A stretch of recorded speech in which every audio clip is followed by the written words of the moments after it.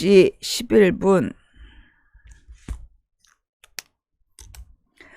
어서오세요, 어서오세요. 레전드 경선이 진행하는, 불편한 세계 속으로 오신 여러분을 환영합니다. 반갑습니다. 감사합니다. 어서오세요. 네. 제가 이제 이 베트남에 갔다 와서, 베트남에 가서, 뭐라 그러나, 우리가 요즘에 이제 이 우크라이나 전쟁, 우크라이나 전쟁과 이스라엘 전쟁을 막 연구하면서 이 어떤 전쟁의 패턴 같은 것들을 읽었잖아요. 예. 근데 이제 지금 이제 우크라이나나 이스라엘 같은 경우엔 전쟁이 계속되고 있는 지방이고, 우리는 이제 그 전쟁이 끝난 베트남을 방문을 해서 그 전쟁의 상처가, 전쟁의 그 상처가 얼마나 큰가, 죄송합니다. 목소리가 좀 거칠어서 감기 기운이 좀 있나 봐요. 조카가 가출 사건 훈훈하게 가정, 무슨 얘기인지 저는 잘 모르겠는데요. 스마트폰 방송 아닙니다. 지금 이제, 우리 컴퓨터가 좀 불안정해가지고요.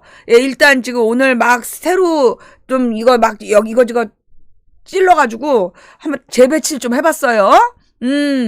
사망한 닉 시절 이야기하는 거 아닙니다. 네, 맞아요, 여비고님. 정말 훌륭한 매니저님이세요. 예.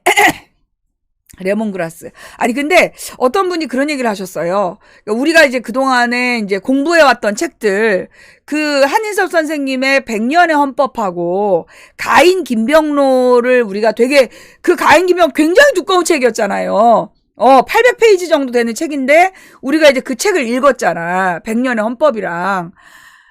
우리가 이런 일이 벌어질 거라는 걸 어떻게 알고 읽었겠어. 그죠? 그런데 그런 책을 우리가 이제 읽으면서 공부를 했는데, 그러니까 사실 우리가, 그러고 보니까 그러네. 우리가 이슬람 학교 공부했는데, 이스라엘 전쟁이 일어났지. 우리 유라시아 견문 공부했더니, 러시아 전쟁이 일어나고, 그 다음에 이슬람 학교를 공부한 다음에, 이스라엘 전쟁이 일어났고, 100년의 헌법하고 가인 김병로를 읽은 다음에 계엄령 사태가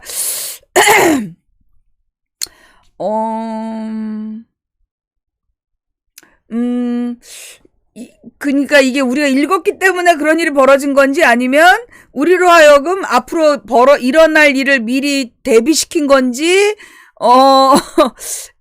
정리를 하고 넘어갑시다. 예, 자, 정리를 이제 하고 넘어가면, 아마도 이게 우리 하나님께서는 그러니까 그런 거였네, 진짜. 앞으로 벌어질 일을 미리미리, 대비하게 하셨네. 그죠? 사실 우리가 그렇지. 그러니까 왜 우리가 중국에 대해서 공부하기 전에 사마천의 사기 읽었잖아. 사기 열전을 읽으면서 중국 사람들의 정치의식과 그런 어떤 역사인식 이런 것들을 우리가 공부했단 말이야. 그리고 나서 지금 중국을 바라보니까, 테크노 차이나를 읽고 그러면서 지금 중국을 바라보니까 그게 이제 과거의 그러니까 사마천의 사기열전에 나오는 중국 사람들의 사상을 이해한 상태에서 테크노 차이나를 같이 보고 지금의 이제 브릭스 속에서의 중국을 바라보니 중국에 대한 이해가, 굉장히 많이 이해가 되잖아요. 그죠? 이번 일 일어나면서 사람들이 헌법 관련 책을 많이 봤다는데 어쩌면 우리는 다 미리 공부한 거야. 우리는 그걸 다 미리 공부한 거예요. 정말 신기하죠? 그죠? 지금 우리는 이미 몇 년 전에 테크노 차이나를 읽으면서 중국의 디지털 혁명을 다 이해했는데, 이제서 우리나라 기자들이 그 중국의 디지털 혁명을 보면서 막 충격을 받고 있는 거잖아. 아우, 진짜 왜 이러냐, 목이. 죄송합니다. 그래서 이제 그런 것들이, 결국은 이제 그러니까 그 다자 외교에 대한 공부를 다 미리 시키신 거요. 그지? 정말 우리한테, 이 다자 외교에 대한 공부를, 진짜 미리미리 다 시키셨다.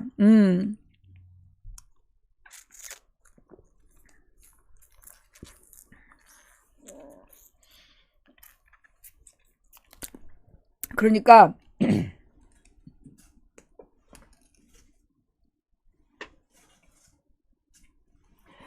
그 유라시아 견문을 읽으면서 우리가 그때는 망치부인 시절이었어. 죽은 망치부인 시절에 유라시아 견문을 읽으면서 뭔가 이렇게 이제 우리가 국내에만 있으면 안 된다. 국내의 상황에만 매몰되어 있으면 안 된다라는 생각이 들기 시작했고, 결국은, 이 러시아 우크라이나 전쟁이 일어나기 1년 전에, 아니, 그러니까 22년 2월이었으니까 한 9개월 전이야. 우리가 방송을 21년도에 망치부인이 죽잖아요. 21년 4월 달에 망치부인을 죽이게 되는데, 그로부터, 10개월 딱 뒤에 러시아 전쟁이 생기는 거잖아. 그죠? 네. 남자 머리 실루엣이 보여요? 예,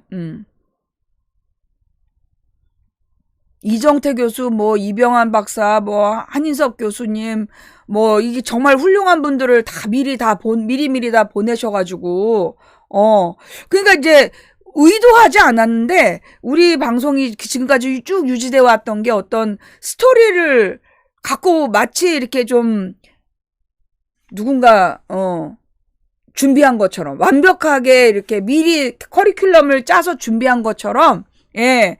그러니까 이제 사실 이 베트남 같은 경우는 우리가 지금 우크라이나에도 못 가고 이스라엘도 못 가잖아.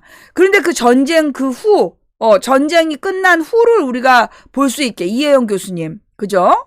네, 이런 것들을 우리 그러고 보니까 진짜 그러니까 김진양 이사장이랑 어떻게 연결이 돼가지고 우리가 평화에 대한 이야기를 하면서 저기 평화 이벤트가 있었던가?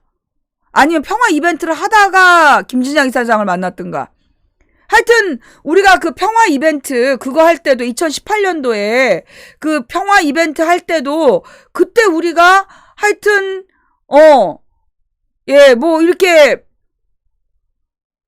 김진양이라는 사람을 보내서 김진양이랑 그 누구였어 그때 그 진천규 대표 이런 사람들을 보내가지고 우리로 하여금 그 남북 관계에 대한 더 풍부한 그 이해를 할 수 있도록 도와줬었잖아요. 그죠? 그러니까 이제 정말 우리 방송에 대해서 많은 그 스토리가 있었고 진짜 우리가 역사를 살았다. 예. 그 역사를 지금 살았다라는 생각이 좀 들면서 예. 우리가 지금 하고 있는 이 방송 하나하나가 네. 우리가 지금 하고 있는 이 방송 하나하나가 쌓이고 쌓여서 지금 세계사에 한 줄씩을 긋고 있다. 진짜 제일 신기했던 건 베트남 가서 응우엔 티탄 응우의 티탄이라는 사람의 이심이 승소하는 순간에 우리가 거기 그 사람과 함께 있는 그 현장, 그것도 얼마나 웃겨. 사실 그 재판이 그때 있을 거라는 걸 전혀 나는 예상하지 못했고, 그날이 또 웃기는 게 뭐냐면, 원래 그 응우엔 티탄님의 마을에 가는 날이 16일이었어. 그랬는데, 그 재판 결과가 17일에 나온다고, 일정을 바꾼 거예요. 일정을 바꿔서 17일 날로 그 판결이 나고 우리가 그 마을에 갔던 거거든요. 근데 그 1월 17일이 제가 방송을 시작한 지 만 18년이 되는 날. 그래서 지금 이제 19년 차 방송을 하고 있는 그런 날이잖아요. 이게 진짜 너무나 신기하게 너무 정말 섬세하게 모든 것들이 지금 맞춰져 가고 있다 라는 생각이 좀 들고요. 사실 내가 오늘은 방송 제목을 뭘로 해야 될지 잘 모르겠더라고. 아니, 내가 보기엔 다 잘 돌아가는 것 같아가지고 솔직히 내가 9시 20분까지도 방송 제목을 못 정했어요. 그런데 갑자기 방송 제목이 딱 떠오르는 거야.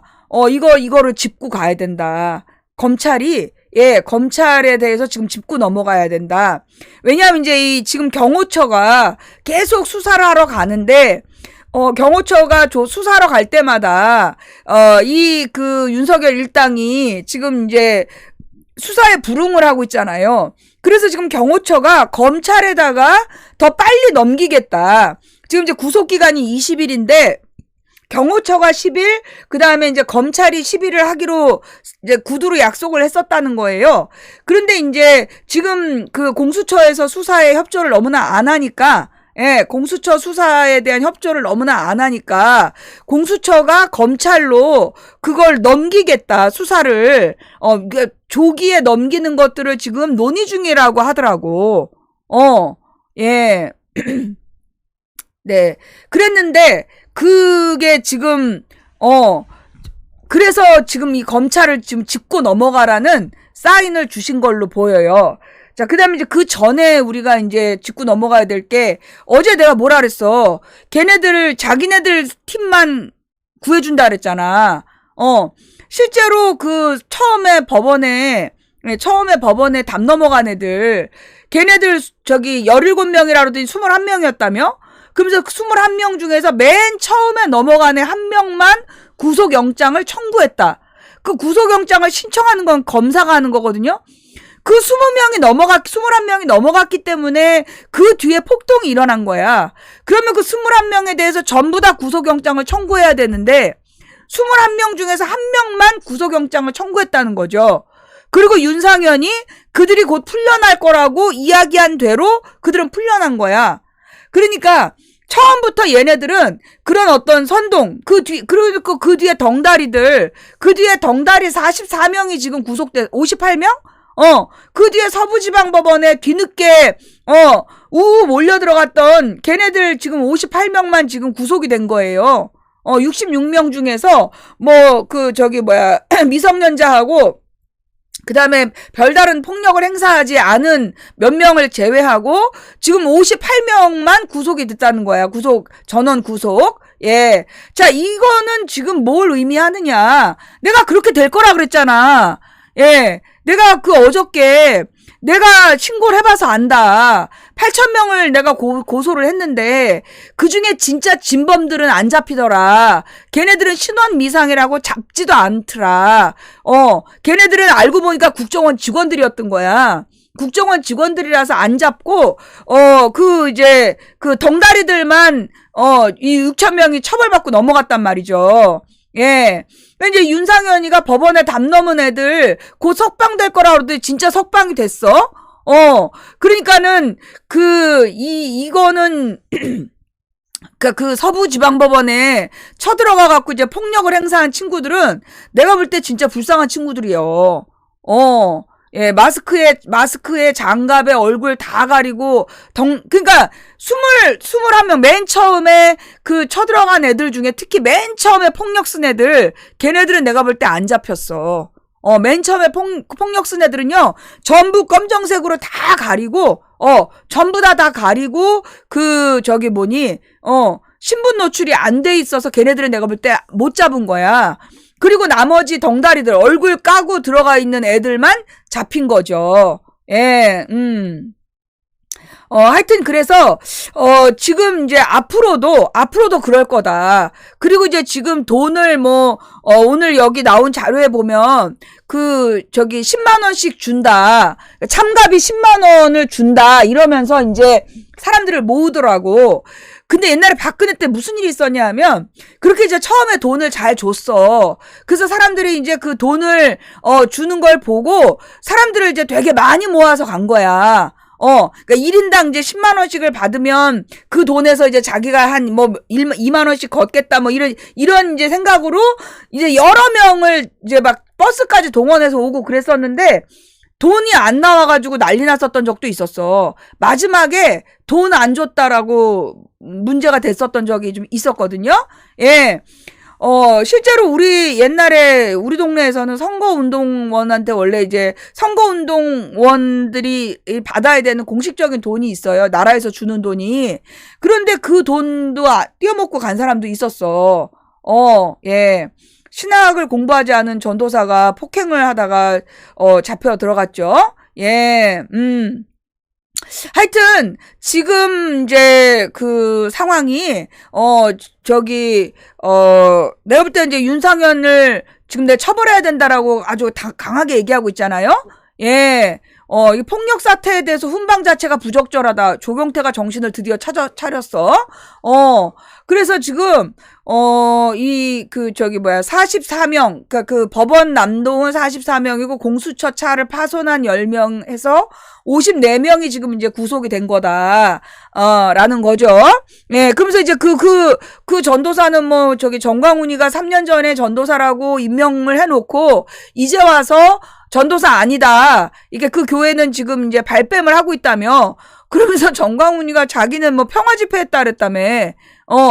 그 교회에서는 자기네들은 평화 집회만 했다라고 우기고 있다는데, 평화 집회를 하는데 사령관이 왜 필요해? 그죠? 예. 그리고 그 국회의원은 어떻게 알았을까? 석방될 거라는 걸. 그러게 말이에요. 예. 하여간 그래서 지금, 이제 벌어지고 있는 일들이, 이게 다 이제 원래 벌어지기로 예정된 일들이야. 원래 벌어지기로 이제 예정된 일들이고, 그게 이제 그 교계에서 제명을 논의 중이다. 이미 그 사람은 정식 교단의 목사가 아니에요. 어디서도 신학을 안 한 걸로 알아. 어느 교단에서도 공식적으로 안수를 안 받은 거로 알고 있어요. 네, 저는 그렇게 알고 있습니다. 예. 그래서 어느 교단에도 소속이 안 돼 있는 사람으로 알기 때문에 제명을 할 만한 교단이 없을걸요? 예, 네. 그니까 이제 주최 측이 없고 개인적으로 다 한 거다 이러면서 지금, 개별적으로 거기 참여했던 애들이 독박 쓰고 있는 거야. 독박 쓰고 있는 거예요. 그니까, 그러니까 내가 걔네들이 수법을 봐서 알아. 이제까지 언제나 꼬리 자르기였고, 그 다음에 맨 처음에 폭력을 유도한 애들이 있어. 그런데 그 폭력을 맨 처음에 시작한 유도한 애들은 반드시 치고 빠져. 그걸 내가 그 광우병 때 봤잖아. 광우병 때 그걸 봤기 때문에, 그래서 우리가 맨 처음에 박근혜 탄핵 때 버스 위로 올라간 애들이 있을 거다. 그때 찍어라. 따라 올라가지 말고 찍어라! 라고 얘기했잖아. 그러니까 나도 이제 이 집회를 한 30년을 다니면서, 30몇 년을 다녀보니까 걔네들의 수법이 보이더라는 거죠. 그래서 이제, 얘네들이 폭력을 유도할 때 먼저 유도하고 빠지더라. 그래서 내가 맨 처음에 폭력을 쓰는 애들을 찍어라. 걔네들이 처벌받는지 한번 봐야 된다. 걔네 처벌 안 받아. 항상 처벌 안 받았어. 그리고 그 뒤에 덩다리처럼 올라갔던 애들만 나중에 처벌받았어요. 네. 걔네들이 막 낙서하고 막 그래. 그래서 따라 낙서한 애들만 구속영장 나오고 막 그랬지. 맨 처음에 시도한 애들은 안 잡혔어. 항상. 계엄령이 성공했으면 한국이 어떻게 됐을지 뭐하러 말해. 뻔한 거지. 그런데 여러분, 나는 이제 지금 벌어지고 있는 일들을 보면서요, 어떤 생각이 드느냐 하면, 지금 이제 윤석열과 국힘당의 이제 일부 모질이들이, 이렇게 자기네들이 다시 이 상황을 뒤집을 수 있는 것처럼 행동하고 있어요. 그래서 마치 그런가라고 또 생각하시는 분들도 있는 것 같은데, 지금 한국 사회가 나는 정말 박근혜 때보다도 한층 더 발달했다는 게 느껴져. 나는 광우병 때보다 박근혜 때 굉장히 발달한 한국을 봤고, 지금 한국 사회는 훨씬 더 발달했다. 그러니까 무슨 얘기냐? 법에 따라. 그러니까 사실 박근혜 때는 우리가 헌재라든가 이런 시스템을 도저히 믿을 수가 없는 상황이었는데, 지금의 헌법재판소는 우리가 믿을 수 있는 분명한 상황이라는 거. 그리고 지금 경찰에서도 범인을 잡고 있고, 국민들이 감시를 하면서 지금 이제 검찰이 이상한 짓을 하려니까 딱 집어가지고 지금 이제 경고를 내리라고 하신 것부터, 태블릿 PC 조작 수사로 공수처 내각제 세력을 때려 부순다. 이게 무슨 얘기지? 박지원 정청래 언제까지 숨길 수 있겠나? 윤석열 한동훈의 태블릿 PC 조작 수사는 반드시 밝혀진다. 박근혜 팬이신가 봐요? 네. 조작했다라는 확실한 증거를 갖고 오시면, 네, 이제 들어드릴게요. 근데 나는 사실 저 때도, 이 태블릿 사건 때 기억나죠? 태블릿 PC 때. 그때 모두가 다 태블릿 PC가, 스모킹건이라고 그럴 때, 나는 뭐라 그랬어요? 나 혼자서 그거 못 믿겠다. 이거 나중에 가짜라고 얘기 나올 거다. 타블렛 PC 믿고 일 벌렸다가 큰일 난다. 내가 끝까지 반대했잖아. 나는 그거 못 믿겠다고. 그래서 JTBC에서 3일인가 연속 그게 진짜가 맞다라고 마치 나 들으라는 식으로 막 인증하는 방송을 했어. JTBC가 그 당시에. 그러다가 그래도 나는 안 믿겠다고 3일 동안 안 믿었더니 검사가 그거 증거 맞다라고 인정했잖아. 그때 그 검사는 윤석열 검사가 아니었어. 그때 그 검사는 윤석열 검사가 아니었어요. 타블렛 때는 그냥 일반 검사였어. 나중에 박근혜는 탄핵 이후에 특검이 있었던 거고요. 예. 그 당시에 타블렛 PC가 증거다라고 인정한 건 일반 검사 간부였어. 일반 검찰 간부가 그거 증거가 맞다라고 얘기했어. 그래서 내가 그걸 딱 잡고 검찰에서 이거는 증거라고 인정했으니까 나도 인정하겠다라고 했었던 거잖아. 그러니까 이제 뭐 이거를 그 윤석열 뭐 한동훈이 한 거다라고 뭐 주장을 요즘에 누가 하고 있나 봐? 뭐 태블릿 조작에 대해서 계속 주장한 사람이 있어? 변모 씨가 그런 주장을 하고 있구나? 하여튼 이 타블렛 PC에 대해서는 난 옛날부터 별로 신뢰하지 않았기 때문에, 예, 그 타블렛 PC가 발견되는 과정도 너무나, 말이 안 되는 상황이었기 때문에 나는 그거 자체에 대해서는, 별로라고 생각해요. 그리고 나는 이 박근혜 탄핵을, 정확하게 어떻게 보냐면 이명박 세력이 박근혜를 제거한 거다. 예, 이명박 세력이 박근혜를 제거한 거였어요. 예, 왜냐하면 이제 이 박근혜 세력이 과거의 통치 세력, 군부나 정보부 같은 군부 세력들을 다시 살리려고 했기 때문에, 자기 편으로 그러니까 그 옛날에 박정희 전두환의 권력의 바탕이 군인과 정보당국이었잖아. 군과 정보부를 가지고 정보부, 경찰, 예, 검찰, 요 네 가지를 공안 세력이라 그랬어. 그래서 이제 그 군인, 경찰, 검찰, 정보부, 요 네 가지를 가지고 국민을 통제하고, 그 압박했던 게 박정희 전두환식 정치였단 말이에요. 네.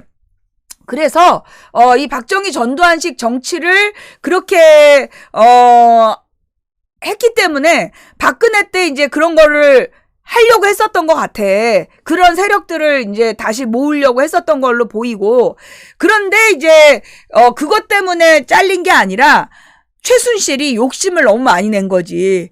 그러니까 이명박이가 모든 돈 되는 거는 다 자기가 해먹으려고 했는데, 이명박 측에서, 이명박 세력이. 근데 이제 최순실이 뭐 남북 관계나 중국 관계나 거기서 이제 지가 콩고물을 먹으려고 그러고, 재벌들한테 삥 뜯으러 다니고, 이게 이제, 찍혀가지고 그것 때문에 이제 탄핵 당한 거잖아요. 뭐 세월호 때문에 탄핵 당한 거 아니었어. 그리고 뭐 타블렛 때문에 탄핵 당한 것도 아니고, 이거 그 재벌들 삥 뜯은 것 때문에 탄핵 당한 거예요. 그래서, 뭐 타블렛이 조작이었든 아니든 그거하고 상관없다. 결국은 최순실이가 재벌 삥 뜯은 게 이명박 세력이 용서할 수 없는, 한마디로 우리나라의 이제 자본가들이 소위 이제 공안 출신, 그러니까 공안 세력과 손잡고 이제까지 이명박 박근혜 체제를 만들어 왔었던 건데, 그 이명박 박근혜 체제로는 안 되겠다. 그러니까 그 공안 세력하고 이제 손을 끄는 거죠.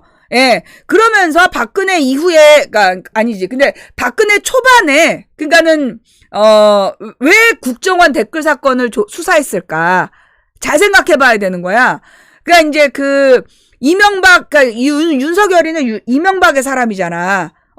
윤석열이는 이명박의 사람인데, 그 윤석열이 박근혜 정권 초기에 국정원 댓글 수사를 했어.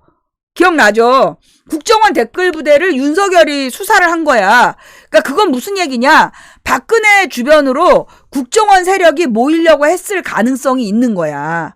그러니까 이제 박근혜를 이제 만들어낸 세력들이 결국 이제 군인, 국정원, 검찰, 경찰이었잖아.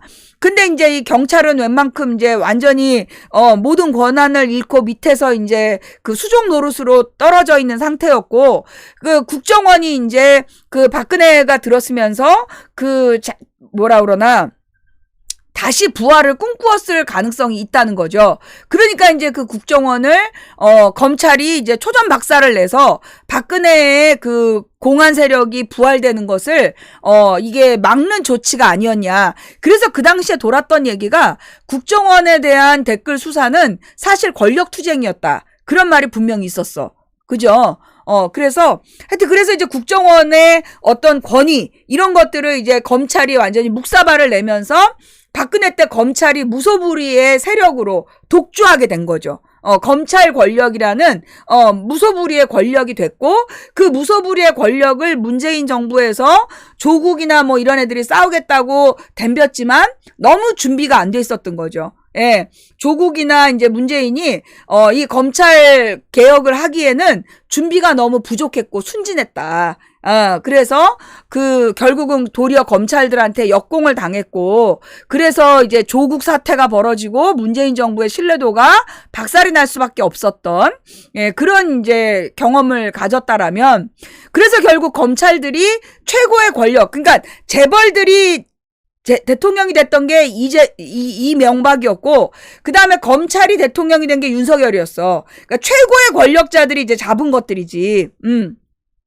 그랬는데, 결국은 이제 이 재벌이, 이명박이 재벌로서 정권을 잡았는데, 그리고 나서 전경련이 해체됐잖아. 그죠? 전경련이 해체되고, 그리고 박근혜 때문이겠지. 박근혜하고 최순실이 검찰 삥 뜯으면, 아니, 재벌 삥 뜯는 문제로, 이제 그렇게 된 거잖아요. 네, 그래서, 그랬어? 윤석열을 그 딸이 지지했었어요? 글쎄요. 전 모르는 일이에요.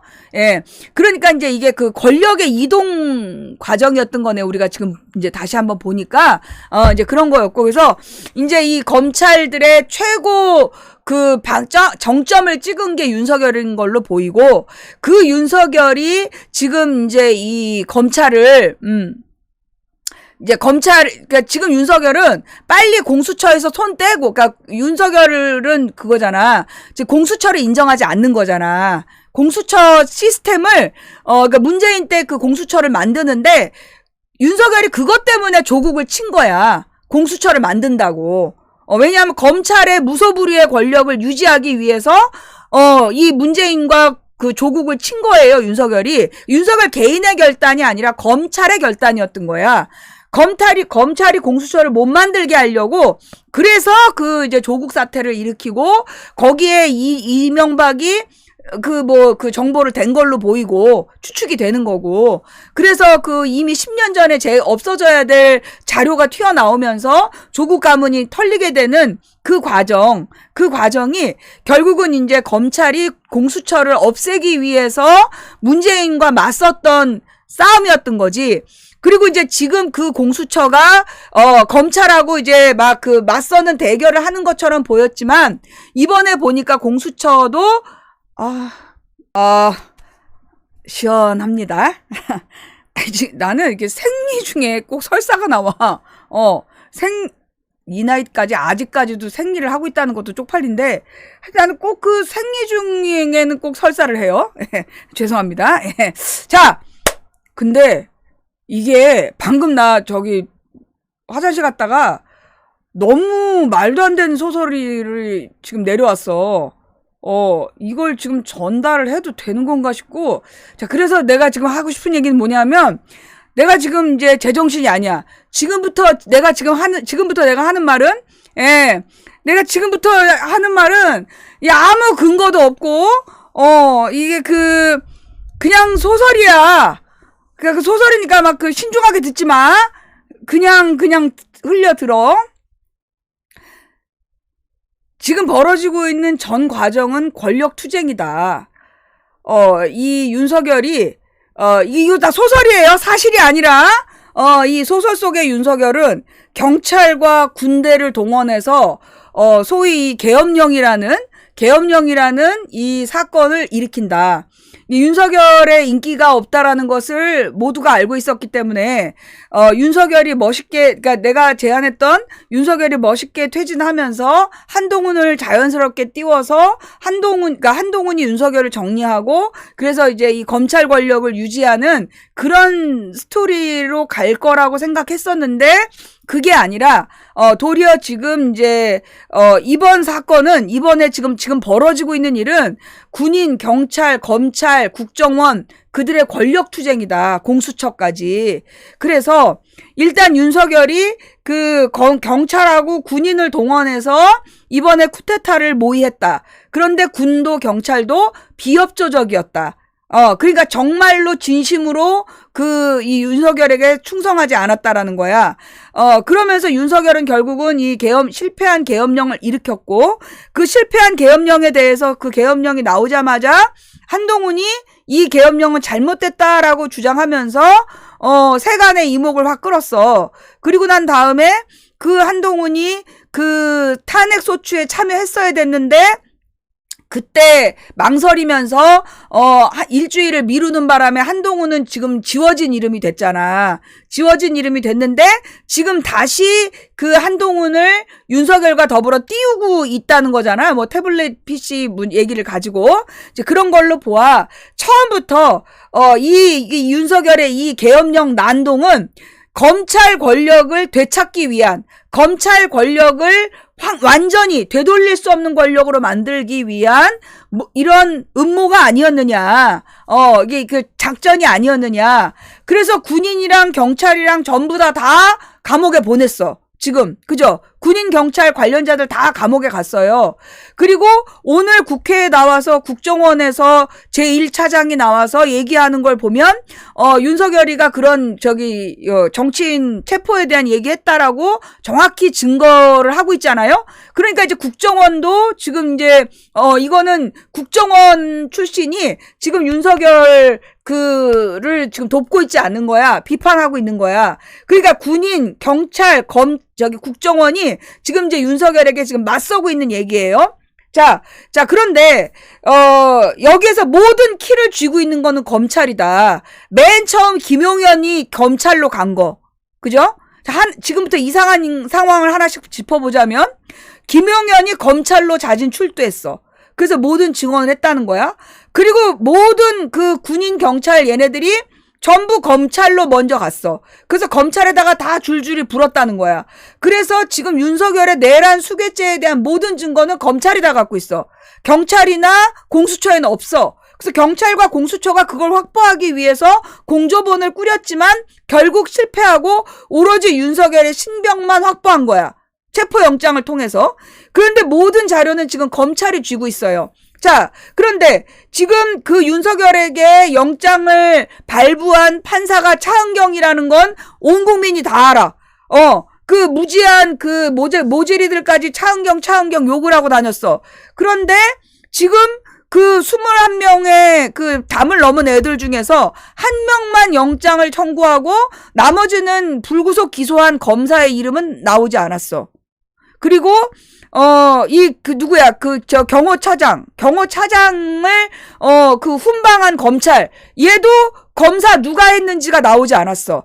그러니까, 지금 그 경호차장을, 풀어준 것은 결국 김건희와 지금 이 배후 세력, 이 윤석열의 이 모든 계엄령 난동의 배후 세력을 경호하기 위해서 그 경호차장을 검찰이 풀어줬고, 그리고 최상목도 걔가 무서우니까 직위해제를 지금 안 하는 걸로 보이고, 그리고 지금 윤석열이 공수처의 수사에 협조하지 않고 끝까지 버티는 것은 공수처를 무너뜨리기 위해서, 공수처 무용론을 일으켜서 공수처라는 시스템을 없애기 위한 작전으로 지금 나가고 있는 거고, 그래서 지금 검찰은 이 검찰에서 누구를 윤석열을 사냥하기로 했다. 그러면서 공을 세우기로 했다라는 맨 처음에 그 여자 검사, 소위 이제 검찰의 왕따라는 그 검사가 이미 검찰이 윤석열을 버렸다라는 그 진술이 나오면서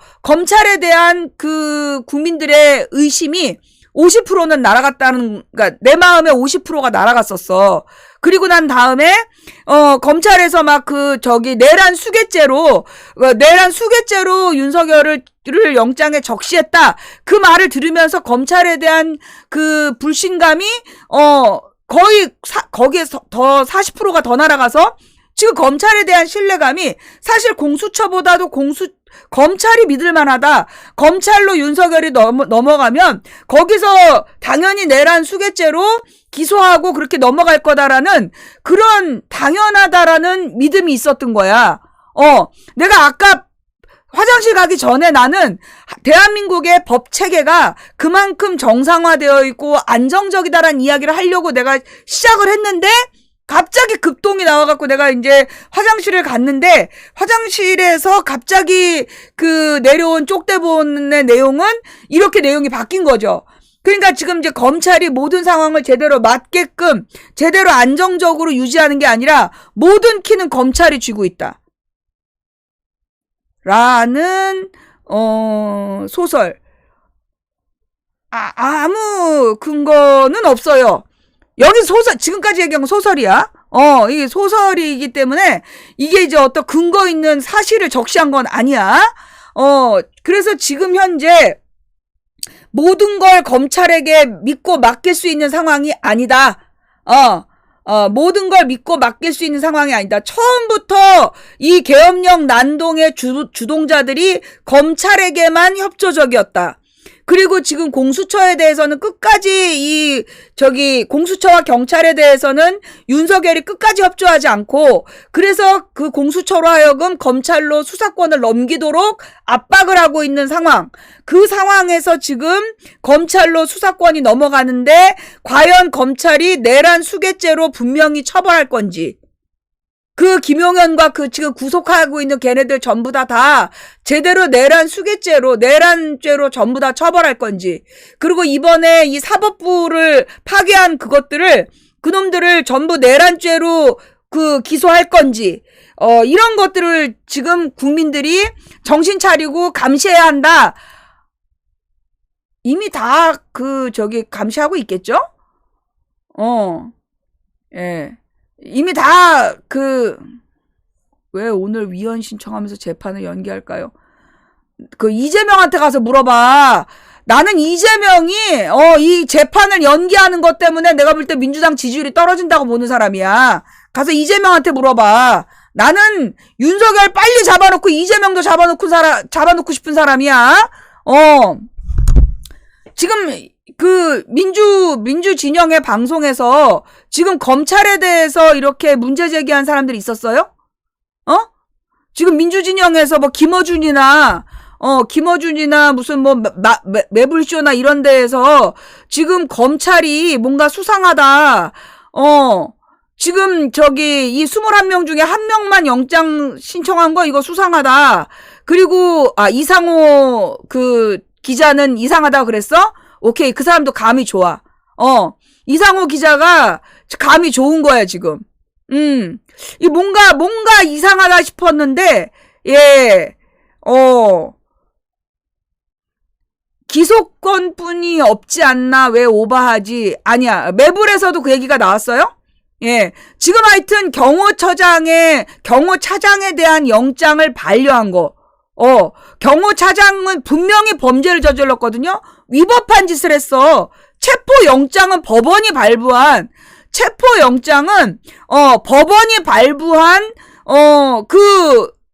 공식 행위를 할 수 있는, 이거 확인증이에요. 그런데 그 체포영장을 2번이나 방해한 놈을, 그거를 영장을 반려했다? 이거는 검찰이 지금 웃긴 짓을 하고, 정말 용서할 수 없는 이상한 짓을 한 거야. 그래서 지금 이 상황을 한꺼번에 딱 정리해보면 결국 이거는 권력투쟁이다. 현재 권력투쟁이고 이미 경찰, 군인, 경찰이나 군인, 국정원 등등이 검찰에다가 이거 충성을 맹세한 거냐. 결국 검찰 권력이 지금 이 모든 판을 쥐고 흔드는 거 아니냐. 과거에 했던 얘기는 모르겠는데 어제 오늘 벌어진 일이야. 경호처장에 대한 차장에 대한 영장이 반려된 거, 그리고 21명이 담을 넘었는데 한 명만 구속영장 신청한 거, 이게 지금 검찰이 이 수상한 짓을 지금 드러낸 거예요. 예. 그러니까 이제 그 전에 이 내란 주동자들이 전부 검찰에 가서 그 증언한 게, 그때 우리가 검사들 되게 의심을 했잖아. 왜 검찰로 가지? 저것들 한패네. 그러고 보니까 전 과정에서 밝혀지지 않은 딱 그거, 검찰이 오기로 했어. 그 얘기는 지금까지 아무도 밝혀지지 않았잖아. 현재까지 검찰에 대해서 밝혀져야 될 게 뭐냐면, 내란 과정에서 방첩사인가 어딘가로 검찰이 오기로 했다. 경찰인가 방첩사로 검찰에서 오기로 했으니까 그들의 지시를 따라라 라는 증언이 분명히 있었어. 근데 거기에 대해서 그 검사가 누군지, 그 검사가 누군지, 아직까지 밝혀지지 않았다라는 거야. 그 다음에, 명태균 게이트도 당연한 거고요. 그 다음, 선관위로 검사가 올 거다. 선관위로 검사가 올 거라고 얘기했는데, 그 검사가 누군지가 지금 안 밝혀져 있죠? 그 다음에, 이 경호차장의 구속영장을 반려한 검사도 누군지 지금 밝혀져 있지 않아요. 그 다음에 이 21명이 법원 담을 넘었는데, 그 중에 한 명만 영장 신청한 검사가 누군지도 밝히지 않았어요. 그러니까 결국은 지금 검사들이 맨 처음부터 이 내란 주동에 그 참여했음에도 불구하고 그들에 대한 부분만 철저히 지금 가려져 있는 거야. 군인은 다 폭로됐고, 그 다음에 이 경찰도 다 폭로됐는데, 지금 그리고 국정원에서도 지금 다, 알려져 있었잖아. 근데 어디만, 요 검찰만 지금 밝혀지고 있지 않은 거야. 그리고 공수처는 지금 이미 검찰에게 지금 공수처가 맞서려는 의지가 없어. 왜냐하면 지금의 공수처장을 임명한 게 윤석열이었고, 그 공수처장이 검찰에게 맞서지 않겠다는 충성 맹세를 하고 된 사람으로 추측이 돼. 그러니까 지금 공수처장도 공수처 무용론에 지금 협조하고 있는 사람으로 보인다. 이제 그런 거예요. 그래서 지금 검찰 중에 누가 선관위로 가기로 했었느냐, 요게 지금 밝혀져야 되고, 누가 21명 중에 한 명만 영장 신청을 했느냐, 이것도 밝혀져야 되고. 아니, 여러분 생각해봐요. 대학생들이 미국 대사관에 담 넘어 들어갔어. 걔네 전원 구속되지 않았어요? 아니, 내가 잘 몰라서 그러는데, 그 대학생들이 미 대사관에 담 넘어 들어갔을 때 걔네 전원 구속됐어.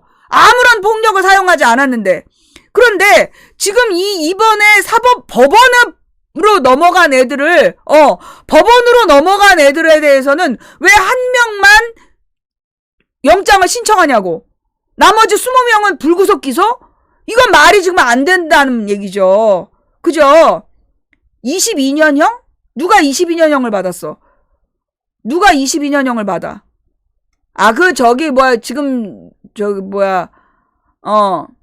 이창수 탄핵 헌재 도이치 수사기록 요구했지만 검찰이 거부했다. 이창수 탄핵과 관련해서 헌재가 도이치 수사기록을 내놓으라 했는데 검찰이 그걸 거부했다. 결국은 이 김건희 리스크는 검찰이 관리하고 있다는 얘기네? 미 대사관 넘어갔던 애들이 22년형을 받았다고? 와. 그러니까 의사당에 침투한 미국 애들이 22년형이죠? 그렇게 지금 주어 목적어 제대로 안 쓰시면 안 됩니다. 예. 미국에서 22년형 받은 거예요. 우리나라가 아니고. 예. 미국에서 22년형 받은 거고요. 우리나라의 미 대사관에서 한국의 대학생들이 담을 넘어가서 시위를 했어. 그런데 그 시위했던 애들은 전원 구속된 걸로 난 알고 있다고. 전원 구속되고, 그 다음에 전원 기소됐고, 예.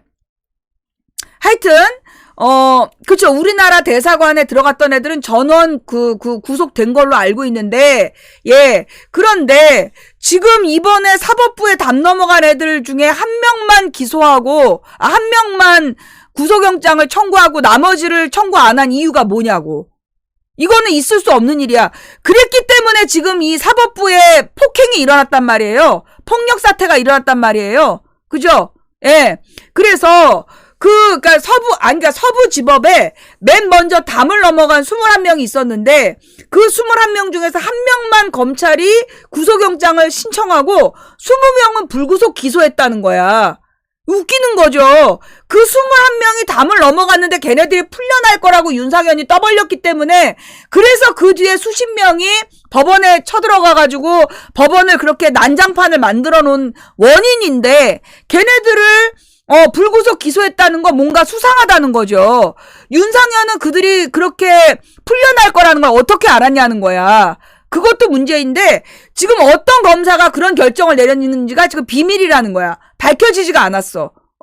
그리고 이 그 경호차장을 영장을 반려한 검찰도 누군지 지금 밝혀지지 않았어.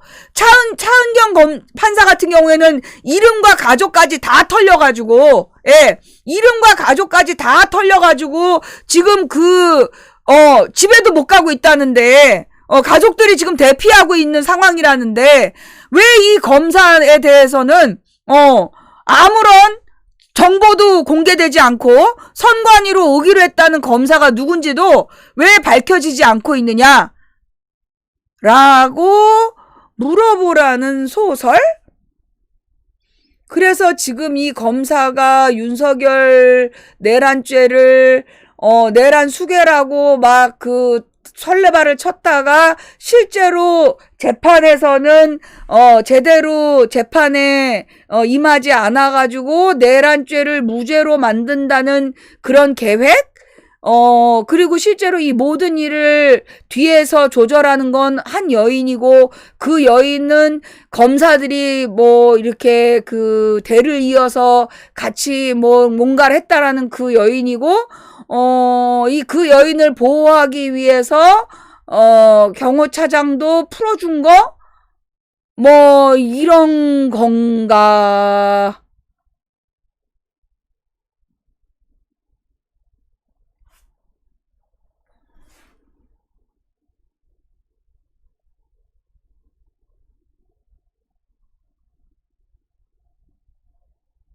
라는 아무 근거 없는 소설이었습니다. 네, 아무 근거 없는 소설. 그래서 지금 우리 국민들이, 이 검사들한테 뒤통수를, 설마 검사가 그러겠어. 그녀의 남자들이라고 지칭한다.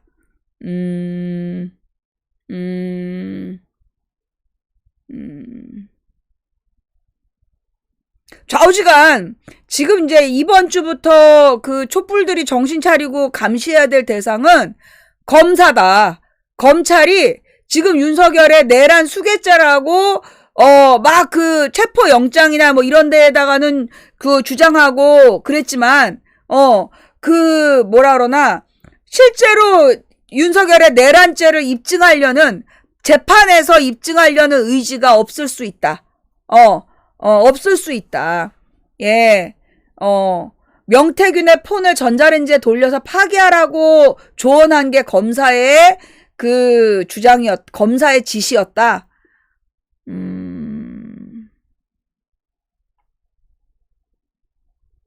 검사들이 그 여자한테 뭔가 엄청난, 혹시 그 검사들이 무슨 비디오라도 잡혀 있는 거야?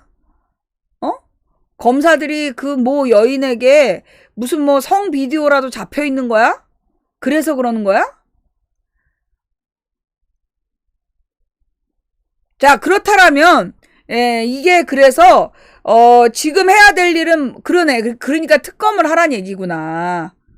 그래서 지금 검사가 확보한 모든 증거를 가지고, 이 검사한테 맡길 수가 없는 상황이다.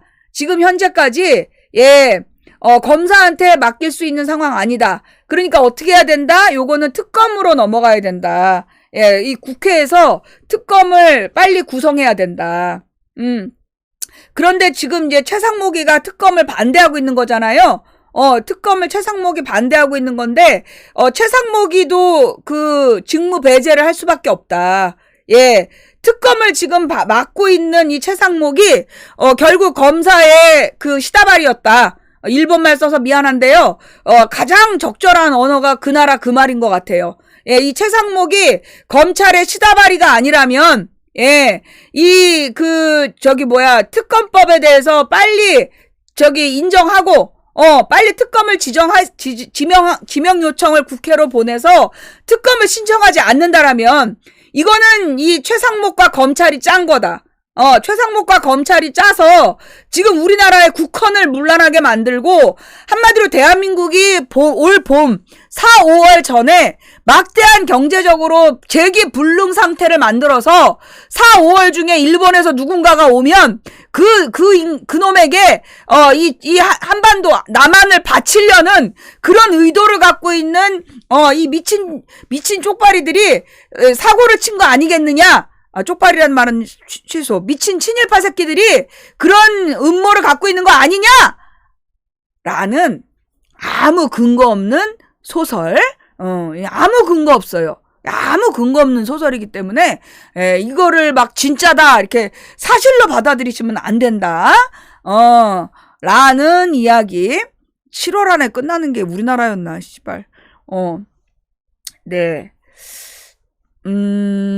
무엇보다 지금 트럼프가 이 아시아 태평양에 대해서는 일본의 주도권을 다시 인정해줬다.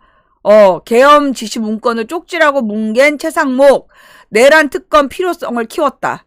예, 지금 내란 특검. 그래서, 지금 이제 이 국민들이 집중해야 될 게 뭐냐면, 현재 이 검찰을 믿을 수가 없다. 검찰을 믿을 수 없으니, 이 내란 특검으로 가야 한다. 예, 이 내란 상설 특검하고 일반 특검, 이걸로 가야 된다. 국민들이, 자, 내일은 모든 국민들이, 상설 특검 하라.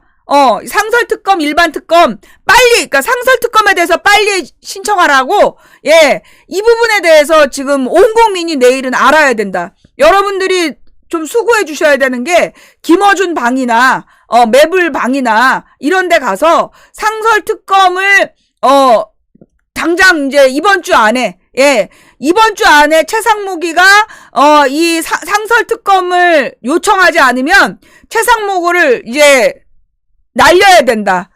최상목을 최상목한테 이번 주 안에, 지금 이제 오늘 수요일이야. 금요일 안에 금요일까지 상설 특검에 대한 요청을 국회로 보내지 않는다라면 이 최상목을 날린다. 예, 요게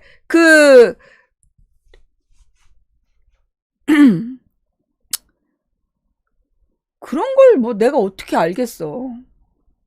아우, 이 약을 먹어야 되는데 약을 못 먹어가지고 지금 정신이 왔다 갔다 하고.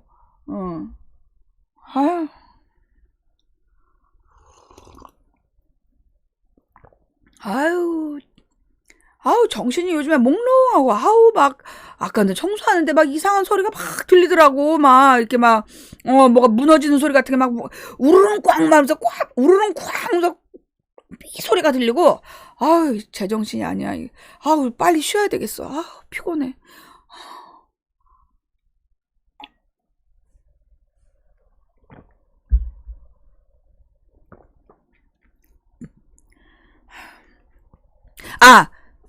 그래서 이제 내가 오늘 하고 싶었던 본론으로 돌아가면,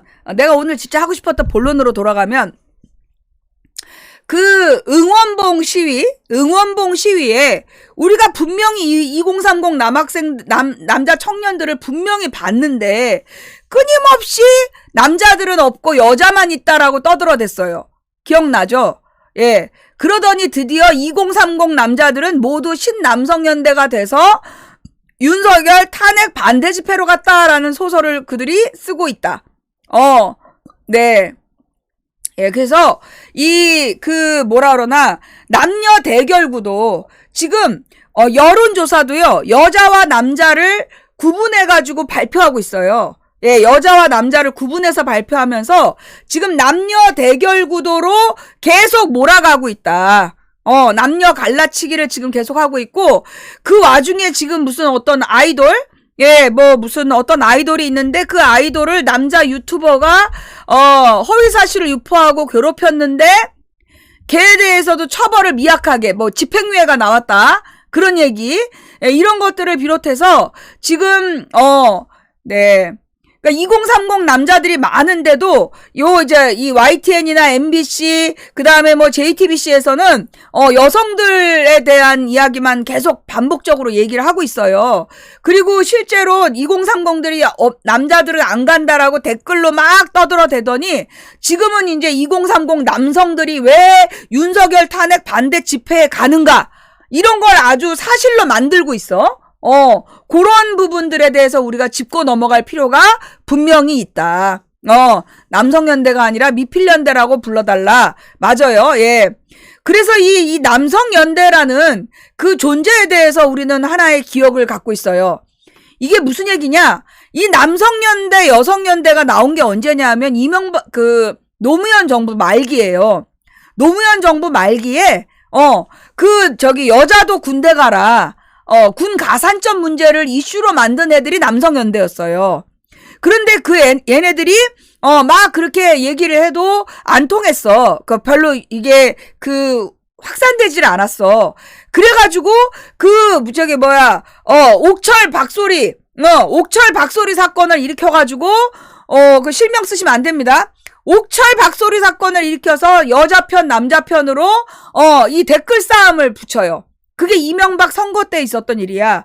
그래서 이명박 선거를 앞두고 대통령 선거에 대한 기사는 전혀 없고 전부 다 옥철 박소리 기사로 도배를 했었어요. 그걸 했던 게 남성연대였어.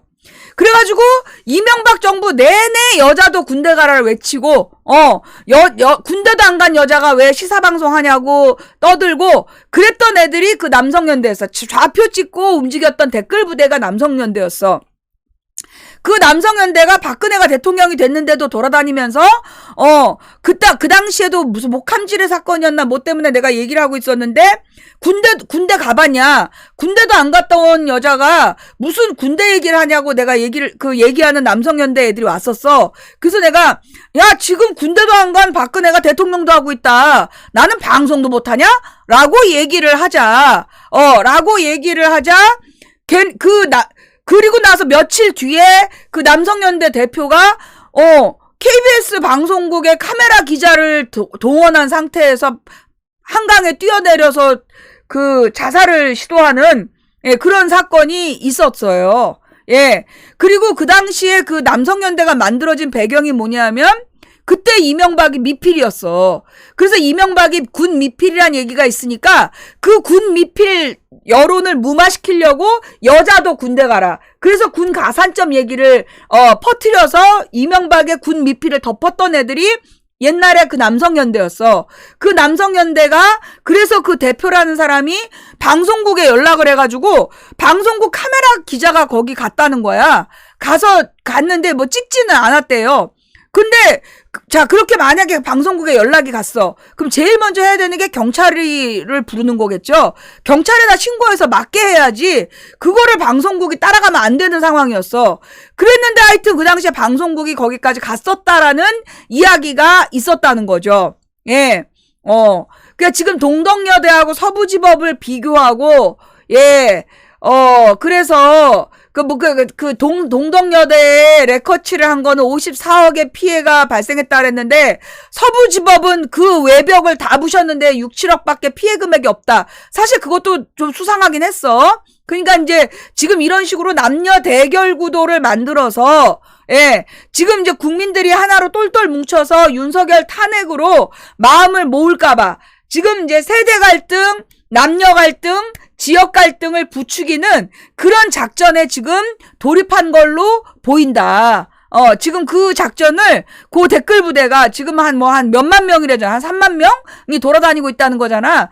한 3만 명이 지금 남녀 대결 구도, 그 다음에 세대 대결 구도, 그 다음에 지역 대결 구도로 지금 여론을 분열시키는 작전에 들어갔다. 걔네들이 지금 대본대로 움직이고 있기 때문에 여러분들이 그런 것들에게 넘어가지 않으려면 일단 여러분들 속에 숨어있는 댓글 부대를 잡아내는 방법, 그 글을 쓴 애들의 아이디를 한번 적어보세요. 그리고 걔네들이 쓴 말들을 이제 복사해가지고 메모장에다 한번 붙여봐. 그러면 이름이 달라도 내용이 똑같은 애들이 댓글 부대야. 이름은 달라도 쓴 내용이 똑같은 애들이 댓글 부대예요. 예, 그래서 여기에 지금 엄청난 지금 돈이 돌고 있어. 그리고 내가 어떤 얘기를 들었냐면, 교회에서 윤석열 지지 발언을 하고, 그런 전광훈 지지 발언을 하는 교회로요, 그러니까 어느 한 교회는 30억의 후원금을 외부에서 받았대요. 그러니까 그 극렬 교회들, 극단적인 극우 발언을 하는 교회들의 그 교회가 헌금이 1년에 50억밖에 안 들어오는 교회인데 외부에서 지원금이 30억이 들어갔다는 거야. 그래서 그 얘기를 또 교회들에 다 소문을 내가지고 교회들로 하여금 그렇게 이제 극우 발언을 하도록 유도하고 있다는 거예요. 예, 그 돈은 다 어디서 왔을까? 나는 이거 무슨 기금에서 왔을 거다. 예, 이거 민주기금에서 왔을 걸로 보인다. 그래서 지금 뭐 10만 원씩 참가비 주는 거, 이것도 나는 그 기금에서 돈을 내고 있는 거 아니겠냐. 그러면서 교회들에다가 후원금 지급하고 그런 단체들에게 후원금을 지급해가지고 동원하는데 지금 돈을 지금 풀었단 얘기다. 그러면 이제 돈을 풀었단 얘기는 뭘 의미하느냐? 그럼 거기 나가 있는 사람들은 본심이 아니라는 거야. 돈 때문에 나갔다는 거죠. 요즘에 경제가 어렵기 때문에 그 아르바이트 삼아서 사람들이 많이 갔을 거라는 거야. 그런데 그렇게 아르바이트 삼아서 가다 보면 그 사람들의 논리에 점점 물이 들겠죠. 그래서 혹시 그런 아르바이트를 가는 사람들한테 가서 그런 논리에 빠질 수 있기 때문에 그런 아르바이트는 하면 안 된다. 그러니까 이게 지금 근데 지금 어떤 교회에서는 10만 원이라고 공지가 올라왔는데 뭐 교인들이 모여있는 700만 명 톡방에서는 10만 원이라고 올라왔는데 모 목사는 5만 원 준다고 한 걸로 보아. 그러면 그 5만 원은 어쩌면 잃어버렸겠죠? 예, 라는 생각을 하여튼 그래서 일단 이제 지금 그 누군가 돈을 이 어마어마한 돈을 풀고 있다. 왜 그럴까? 지금 국힘당의 자세도 너무 당당해. 그잖아. 이 윤석열을 지금 저기도 안 하고, 제명도 안 하고, 굉장히 당당해. 그 이유를 우리가 이제 지난번에 이혜영 교수님이 올렸던 그 글에서, 유추해서 소설을 다시 써보자면, 결국 지금 이 네드는, 이 전 세계의 전쟁 중에 특히 우크라이나 전쟁을 유지해야 되고 우크라이나 전쟁에 지금 무기는 엄청 많이 갖다 놨는데 그걸 쏠 사람이 없는 거야. 그러면 그 무기를 쓸 수 있는 군대가 충분한 나라가 전 세계에 몇 개 안 된다는 거예요. 그 중에 가장 만만한 게 한국이다. 그래서 한국의 이 수십만 대군을 이 파병을 보내기 위해서는 반드시 국힘당이 집권을 해야 된다라는 판단을 했을 가능성이 있다. 그래서 이 국힘당이 탄핵 이후에도 국힘당이 집권을 할 수 있도록 지원을 하고 있는 것으로 보이고 지금 이제 국힘당의 지지율이 계속 올라간다라는 여론 조사를 하기 위해서는 엄청난 돈이 들어요. 그것도 누군가 하고 있다는 거죠. 그런데 지금 민주당 같은 경우에는, 이재명 이외의 대안을 생각하지 못하도록, 지금 내부에서도 이재명의 사법 리스크에 대한 불안이 당 지지율을 떨어뜨리고 있다라는 그런 문제 제기를 하는 사람들이 있는데, 그 사람들을 아예 초전에 박살을 내버린다는 거야. 그래서 민주당 의원들이 입 밖에 낼 수도 없다는 거예요. 그런 문제 제기를. 그렇기 때문에 지금 이재명 하나를 믿고 지금 민주당이 이번에 대선을 치른다라면 이재명은 사법 리스크 때 조국처럼 가장 중요한 순간에 잡혀 들어갈 거다. 그 실형 선고 떨어질 수밖에 없는 상황인 거다. 그래서 결국은 국힘당이 다시 집권하고 그들이 결국 한국군을 우크라이나에 파병하고 그래서 한국이 러시아와의 전쟁 상태에 빠지는 상황이 안올이라는 법이 없는 상황이다. 그래서 이게 정신 놓고 있을 상황이 아니다. 우리가 당연히 법적으로 검사들이 알아서 처벌하겠지. 내 마음이 그랬어. 난 지금 우리나라가 잘 가고 있다. 법과 원칙과 절차대로 지금 제대로 처벌받고 있다라고 생각했는데, 아까 막 갑자기 급동을 쏘신 분이, 그 쪽대본으로 소설을 알려주신 내용으로 지금 소설을 써보니까 이 소설이 너무나 무서운 소설인 것 같아.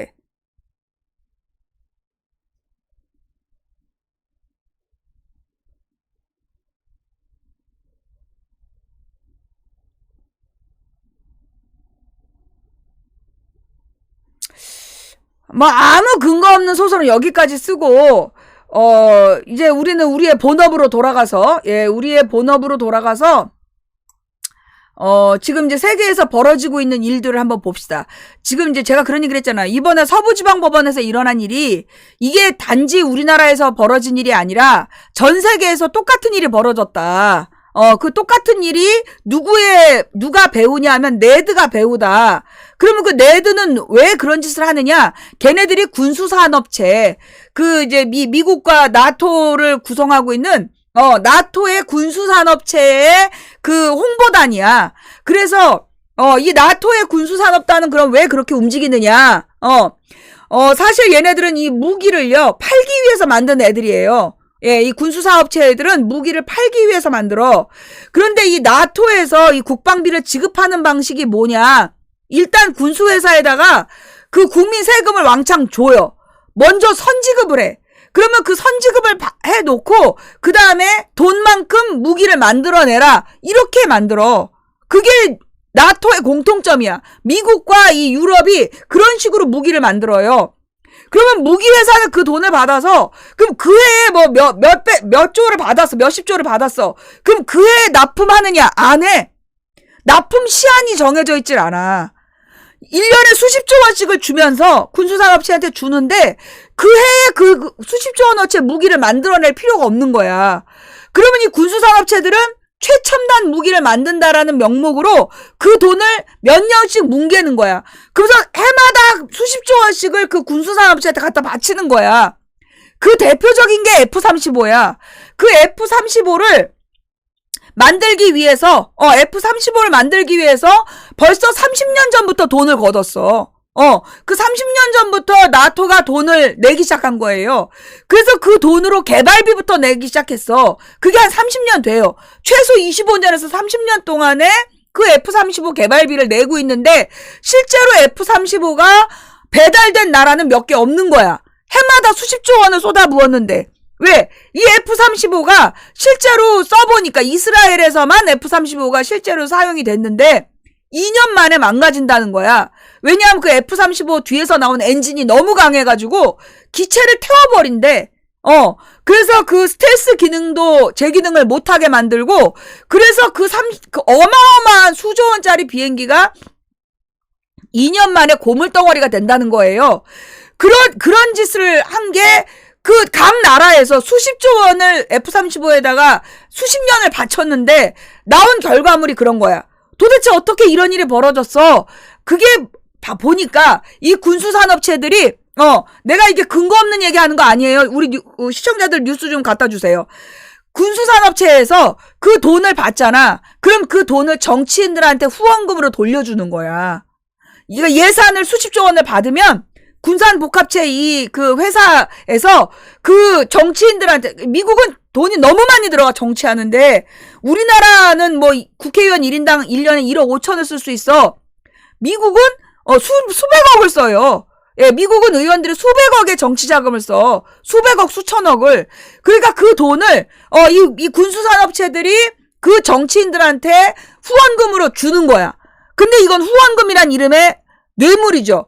그러면 그 뇌물을 받기 위해서, 그래서 이게 나토에 소속되어 있는 나라들이, 그러니까 미영푸독이야. 정확하게 미영푸독, 에스토니아 이런 발트 3국, 폴란드 이런 나라들에서 군사비를 늘려야 된다. 국방비를 늘려야 된다라고 끊임없이 주장해. 그러면서 북한이나 러시아를 막기 위해서 지금 군사비를 늘려야 돼. 국방비를 늘리라고 막 얘기해. 그래서 그 돈을 국민 세금에서 복지비용이라든가 교육비용이라든가 그런 예산들을 다 끌어다가 국방비에 몰아넣게 하는 거야.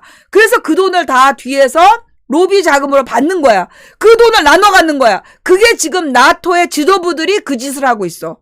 나토의 지도부들이 그 뭐 집행위원회니 그런 애들이 다 그렇게 돈을 받는 애들이고 걔네들이 그런 군산복합체의 대주주야. 그렇게 하기 위해서 소위 이 네드라는 게 각 나라에 그러니까 이제 이런 군산복합체의 로비가 통할 만한 정권 부패하고 썩어서 이 군산복합체의 로비가 그러니까 먹힐 만한 그 대통령 후보를 찾아가지고 대통령을 만드는 게 네드의 역할이야. 그래서 각 나라에서 네드가 만든 국회의원들의 공통점이 뭐냐면 자기 나라 국민들에게 인기가 없고 뇌물을 많이 받아 챙기고 그리고 나서 그 뒤가 전부 다 안 좋아. 전부 부패 혐의로 권력을 잃는 사람들이 전부 그 네드에 의해서 만들어진 그 각국의 지도자들이다. 라는 요것도 소설이에요. 예, 요것도 소설인데 오늘 뉴스 중에 혹시 이런 소설과 연관된 얘기가 혹시 나오는지 한번 보세요. 부정선거 시비 거는 거 우리나라만 부정선거론이 있는 게 나는 이게 솔직히 국제뉴스 하기 전까지는 부정선거론이 우리나라에서만 있는 줄 알았어. 그러니까 김대중에서 노무현으로 넘어갈 때 그때 이회창이 떨어진 게 김대중이 부정선거를 해서 노무현을 당선시켰다라는 설에서 부정선거론이 나와요. 나는 그게 우리나라에서만 나온 얘기인 줄 알았더니 그게 아니야. 지금 루마니아에서도 부정선거론, 몰도바에서도 부정선거론, 조지아에서도 부정선거론, 미국이 자기네들이 원하는 사람이 지도자가 안 되면 다 부정선거론으로 흔들어대는 거였어. 그래서 노무현도 흔들었던 거였고, 지금도 이 민주당과 야당이 190석이 되니까 그게 부정선거라고 주장하는 거야. 그루지아도 지금 그렇거든요. 조지아도 지금 반미 세력이 다수당이야. 그 선거가 부정선거라고 외치고 있는 거야. 똑같은 거죠. 베네수엘라의 마두로라는 대통령도 부정선거라고 계속 주장하는 게 그 사람이 미국과 나토가 원하는 대로 기름값을 그 미국이랑 합의하지 않겠다고 한 거야. 그래서 마두로를 죽이겠다고 없애려고 지금 부정선거론을 퍼뜨리는 일종의 부정선거론은 네드 매뉴얼이야. 그러니까 윤석열이 맨 처음부터 선관위를 치고 이번에 계엄령 이 난동을 부리는 과정은 결국은 처음부터 끝까지 네드의 공작일 가능성이 있다라는 소설인 거지. 이번에 이 윤석열의 이 계엄령은 우리가 막연하게 감은 잡고 있었지만 이거는 분명히 처음부터 끝까지 네드가 연관되어 있는 내란이었다라고 우리가 추측할 수 있다라는 소설이야. 또 부정선거론. 그 부정선거론이 네드 매뉴얼이에요. 야, 이게 이렇게 흘러가는 거였구나. 라는 이제 뻐꾸기를 한번 날리고 오늘 이제 자꾸 이러면은 이제 우리 집으로 누가 찾아올 것 같으니까 이제 우리 이제 방송에서 다뤄야 될 뉴스를 한번 확인해 보도록 하겠습니다. 예, 자, 첫 번째 뉴스. 지금 이제 이 UN 팔레스타인 구호기구가 구호 트럭이 지금 이제 가자지구로 허용이 됐다라는 거야. 이제 휴전이 돼서. 그런데 이 구호 트럭이 들어가자마자 지금 약탈당하고 있다는 거예요. 근데 그 약탈이 내가 볼 때는, 처음부터 그랬지만 이스라엘 사람들이, 이 구호 트럭의 위치를 다 파악하고 약탈을 많이 했었거든요. 지금 그 일이 계속되고 있다는 거야. 근데 이제 이 사람들의 주장은 뭐냐면, 지금 이제 하루에 허락된 게 600대인데, 600대를 가지고는 지금 이 가자지구에서 인도적인 위기를 구조할 수가 없다. 그러니까 이 약탈을 막으려면 차라리 그냥 수천 대를 그냥 허용해 줘야 된다. 수천 대를 허락해 주면 그 물자가 부족하지 않기 때문에 약탈이 일어나지 않는다. 이게 지금 누구의 UN 팔레스타인 구호 기구의 주장이다라는 기사였어요. 예. 그런데 지금 이제 이집트가, IOF는 이제 이스라엘 점령군이잖아. 이스라엘 점령군이 이집트 국경이 분쟁 지역이 될 수 있다라고 지금 경고를 했다는 거예요.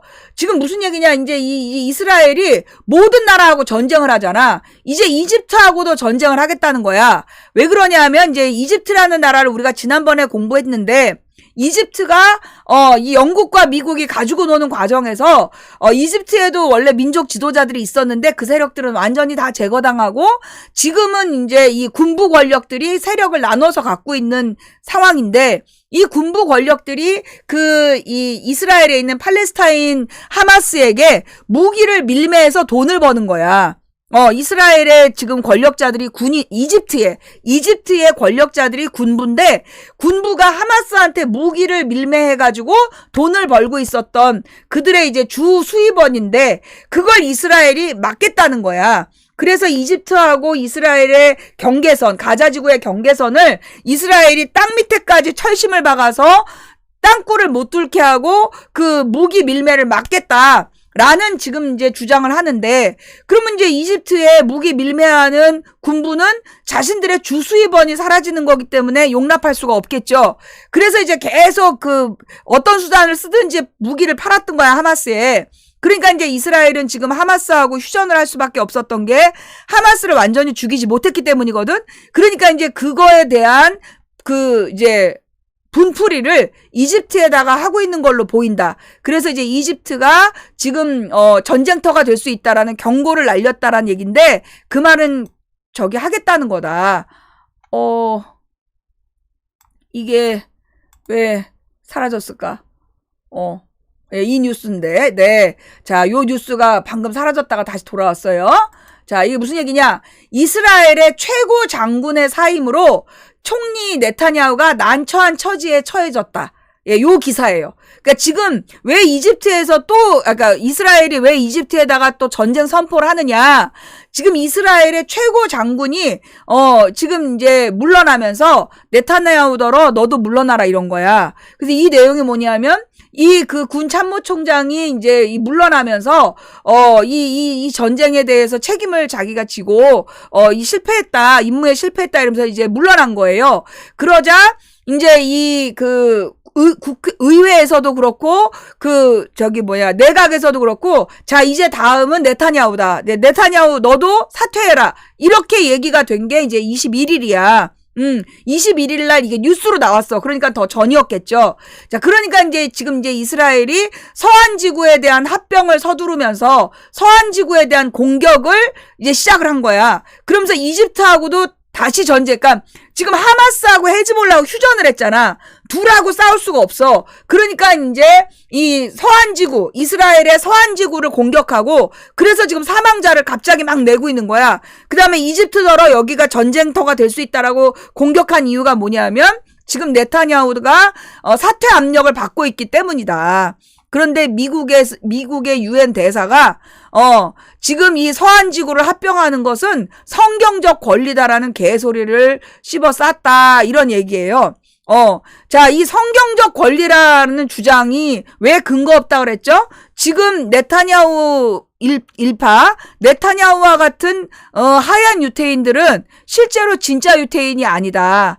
성경에 나오는 아브라함의 자손들이 아니다. DNA상 아무 관계 없는 애들이다. 걔네들은 그냥 백인 제국주의자들이야. 그냥 이스라엘과 그 서아시아를 차지해서 기름 장사하고 싶은 가짜 유태인들인데 그 가짜 유태인들이 성경을 핑계 삼아가지고 지금 서한지구를 합병하겠다는 거야. 그러면 왜 미국의 유엔 대사가 이거를 도와주느냐? 지금 그 이스라엘의 위치가 이스라엘의 이라고 불리는 점령당한 팔레스타인의 위치가 지중해에서 가장 아름다운 곳이래. 가장 아름답고 거기가 과거에 페니키아라는 나라, 페니키아라고 해서 기원전 2000년이면 서유럽의 문명이 생기기 전이야. 기원전 2000년에 이미 그 위치에 지금의 점령당한 팔레스타인 위치에 페니키아라는 도시국가 연합이 있었어. 그래서 그들이 아주 고도로 발달한 문명을 갖고 있었고 그래서 그 사람들이 지중해 무역을 완전히 장악하고 있었고 그 지중해 무역을 하면서 자기네들의 장부 정리하는 데 사용하던 그 문자가 알파벳이었어. 그게 페니키아야. 그 페니키아의 위치가 지금의 점령당한 팔레스타인이에요. 여기가 그렇게 경치가 아름답다는 거야. 그리고 이렇게 항구 문명이 발달했다는 얘기는 큰 배를 될 수 있다는 얘기야. 한마디로 우리나라 서해 바다에 큰 배를 댈 수 있어요, 없어요? 못 돼요. 뻘 때문에. 근데 여기는 과거로부터 큰 배를 댔다는 얘기야. 그 얘기는 무슨 얘기냐면 여기 수심이 깊다는 얘기야. 그래서 수심이 깊어서 여기에 큰 배를 대는 항구를 구성할 수 있고, 그 다음에 이런 항구를 구성하는 그러다 보니까 굉장히 아름답다는 거죠. 바다가 가까이 있고. 그래서 여기가 지금 가자 지구도 가자 전쟁을 일으킨 이유가 부동산 개발 때문이라는 거야. 서한 지구도 부동산 개발 때문이라는 거야. 그래서 지금 이 가짜 유태인들이 이 팔레스타인 땅을 뺏어서 거기에다가 자신들의 휴양지를 짓기 위해서, 그래서 지금 전 세계에서 유태인들이 서한 지구의 땅을 팔고 있다는 거예요. 그거를 제일 많이 사는 게 또 미국이고, 그래서 이 이스라엘의 서한지구하고 가자지구에다가, 그래서 가자지구를 완전히 지금 부셔버린 이유가 거기를 재개발해서, 이 가짜 유태인들의 리조트를 만들기 위해서 그 짓을 했다는 건데, 지금 서한지구에 대해서도 다시 공격을 시작했다는 거야. 그 이유가 뭐냐? 지금 가자지구의 하마스하고도 국제적으로 지금 휴전을 했고, 그 다음에 이 헤즈볼라하고도 국제적으로 휴전을 했기 때문에 공식적으로 전쟁을 할 수 없어. 그러니까 이스라엘의 네타냐후가 공식적인 전쟁 지도부가 될 수가 없는 거야. 그러니까 이집트랑 전쟁하겠다라는 개소리를 하고, 그 다음에 서한지구를 합병하겠다라는 목표를 세워가지고 지금 이 네타냐후가 사퇴 압박을 비껴가려는 이런 진짜 개수작을 쓰고 있는 지랄이다, 라는 거고요. 오늘 지금 감정이 너무나 복받쳐서. 이게 이제 외국 기사, 이게 테헤란 타임즈에서 똑같이 나온 기사인데, 이건 번역을 또 안 해주고 있네요. 이 구글이. 예, 자, 한국어로 번역해라. 근데 왜 안 하고 있니? 예, 하여튼 이 서한 지구를, 지금 이제, 이 제목이 뭐냐 하면, 이스라엘이 서한지구를 공격한 이유는 가자지구에 대한 실패, 가자지구에 대한 실패를 감추기 위해서다. 이 제목은 저기가 안 되는 거야. 지금 번역을 일부러 안 해주는 거야. 예, 맞죠? 지금 내가 아까 이 기사 고를 때 제목이 그거였어. 이스라엘이 지금 서한지구를 지금 공격하고 있는 이유는, 자기네들이 가자지구에서 실패했기 때문에, 가자지구 전쟁에서 실패했기 때문에 이걸 감추기 위해서, 하고 있는 거다. 새로 고침. 새로 고침해도 안 돼요. 야, 이 테헤란 타임즈, 이스라엘 언론인데, 이거 지금, 테헤란 타임즈는, 이란 언론이구나. 이란 언론은 아예 구글이 번역을 지금 못하게 막아놨네요. 예. 그래서, 하여튼 이제 이 테헤란 타임즈의 내용에 의하면, 지금 가자 전쟁에서 이스라엘이 패했기 때문에, 우리는 이제 휴전하면서 이스라엘이 이겨서 휴전한 줄 알고 있잖아요. 서방 세계는. 아니라는 거야. 하마스가 이겼다는 거예요. 그래서 하마스가 가자에 대한 통치권을 가졌다는 거야. 그래서 그 가자에서의 실패를 덮기 위해서 서한지구에 대한 공격을 시작한 거다. 그러니까 만약에 가자에서 이겼다면 왜 네타냐후더러 물러나라고 했을까?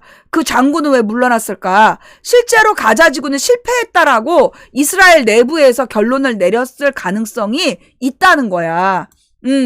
자, 그러면서 이스라엘이 이게 이제 그 서한지구야. 치명적인 공격을 개시하자, 여기서 이제 하마스가, 이 팔레스타인 청년들 모두 모여라. 같은 사진이죠.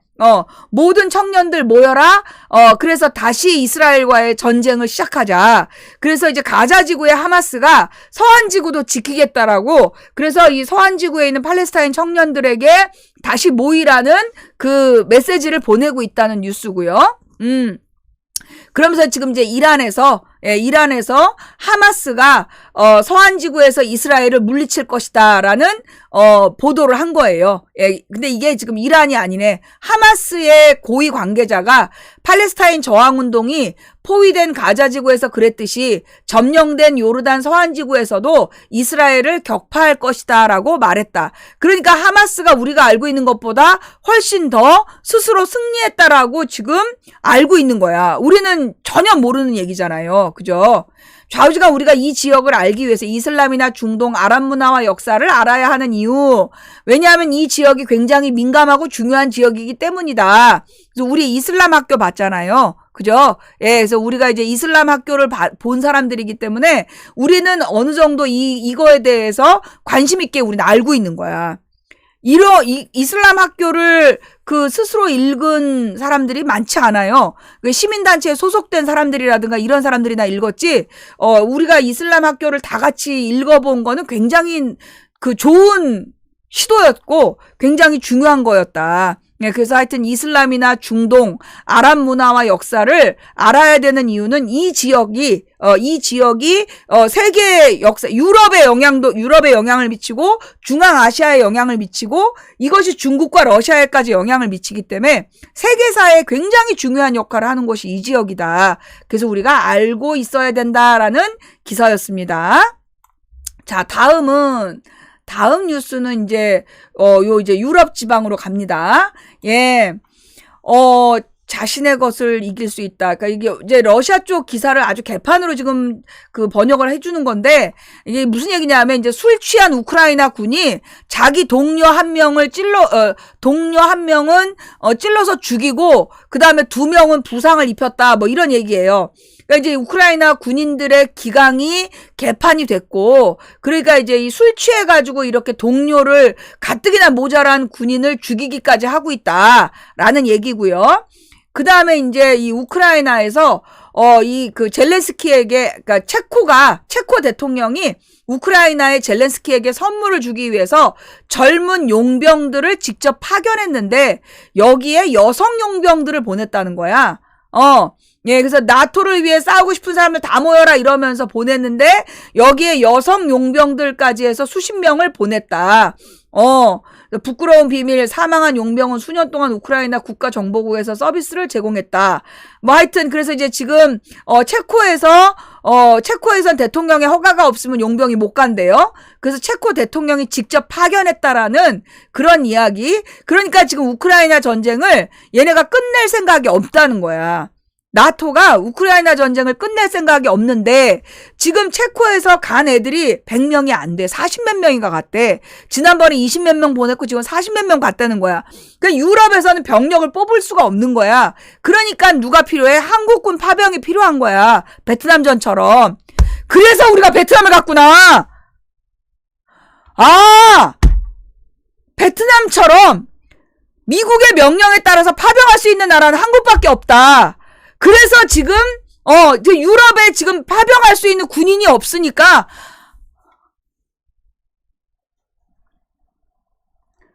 내가 지금 또 무슨 얘기를 하는 거야. 정신 왔다 갔다 해. 체코슬로바키아. 내 정신 왔다 갔다 하니까 나한테 너무 신경 쓰지 말고 다음 얘기로 넘어가. 다음 뉴스는 앞으로 1년 미국은 트럼프가 도착하기 전에 우크라이나에 무기를 쏟아부었다. 자, 이게 무슨 얘기냐? 이것도 또 이제 잘못 읽은 건데, 그러니까 트럼프가 이제 취임하기 전에 이 미국에서 우크라이나에다가 지난 1년 동안 무기를 어마어마하게 쏟아부었다라는 뉴스였고요. 그 다음에 그런데 이 트럼프가 왜 되면 안 되냐? 트럼프가 취임하면 왜 우크라이나 지원을 안 하느냐? 젤렌스키하고 그의 측근들이 5년 만에 100억 달러를 축적했다. 한마디로 이제 빼돌렸다는 얘기예요. 100억 달러는 우리나라로 치면 100조 정도 되는 거죠. 10억 달러가 1조고 그러면 이거 지금 100조 아니에요? 그죠? 143조 5천억을 젤렌스키하고 그 측근들이 5년 만에 돈을 빼돌렸다는 거야. 그래서 이걸 우크라이나 의원이 이제 고발을 한 거예요. 예. 그래서 지금 이제 거기에다가 누구도 우크라이나의 최고 군사 심리학자가 100만 달러 뇌물을 받았대. 군사 심리학자가 뭐 그렇게 중요해. 그런데도 15억이나 뇌물을 받아서 지금 이제 기소가 됐다는 거예요. 그래갖고 이제 이 발견된 돈을 다 늘어놓고 찍은 사진을 보여주고 있는데, 좌우지간 이렇게 우크라이나로 들어간 돈은 전부, 이렇게 부당한 목적으로 사용된다. 그래서 이제 그러면서 이제 이 펜타곤의 분석가가 우크라이나는 항상 미국의 반러시아 공격 망치일 뿐이다. 한마디로 우크라이나는 미국에게 큰 의미 없고 다만 러시아를 공격하는 도구일 뿐이다라고 이제 주장을 한 거고요. 그 다음에 이제 이 트럼프가 이 우크라이나가 모스크바에 항복하는데 동의하지 않을 것 같다. 이 얘기는 이제 러시아 분석가가 얘기한 거야. 그 이제 이 트럼프가 우크라이나 전쟁을 자기가 재임 임기에 들어가서 24시간 안에 끝낸다고 얘기했지만 안 되고 있어요. 안 되고 있죠. 그런 이유가 뭐냐면 지금 현재에서 이 전쟁을 끝내는 방법은 키이우가 항복하는 수밖에 없는데 이걸 키이우가 항복하는 것을 트럼프가 동의하지 않을 거다. 왜냐하면 이거 키이우가 항복하는 걸 나토가 반대해.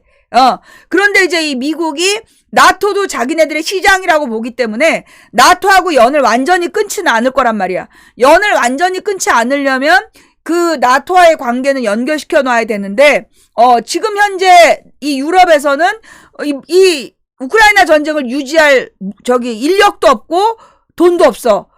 그런데 그렇다면 인력과 돈이 있는 한국이나 일본을 동원을 해야 되는데 전쟁을 이제 이끌어 가야 되잖아. 전쟁을 이끌어 가려고 지금 우크라이나의 그 북부지방을 비무장지대로 만들어서 요렇게 이제 그 러시아와의 경계선이랑 이 돈바스 지역까지를 비무장지대로 어마어마하게 만들어서 그 지역에 나토군을 지금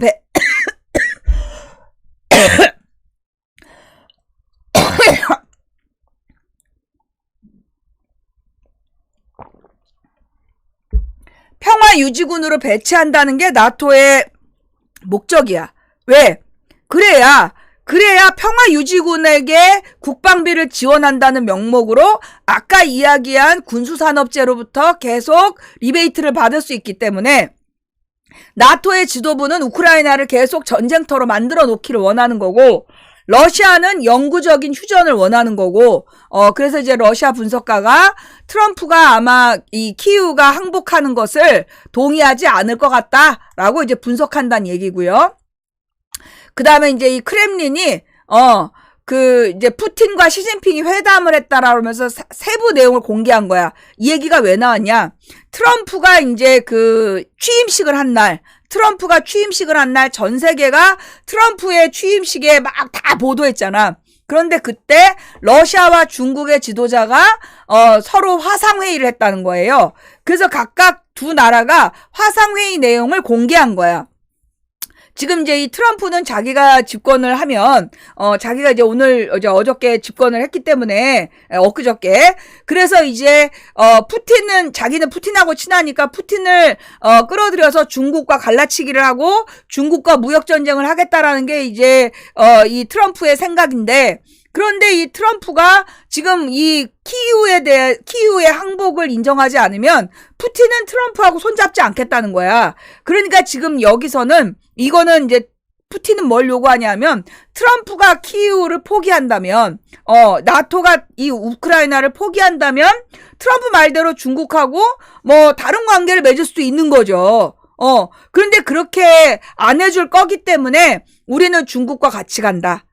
트럼프나 나토가 우크라이나를 포기할 수 없어. 그들의 정치 생리상 군산복합체에서 계속되는 뇌물을 받아야만 정치를 유지할 수 있기 때문에 그 트럼프와 나토 세력들은 이 우크라이나를 계속 전쟁터로 두려고 하고 그러니까 푸틴은 그런 미국하고 손잡기보다는 중국과의 관계를 더욱 강화하고 브릭스를 새로운 세계 질서로 만들겠다라는 이제 입장을 발표한 거다.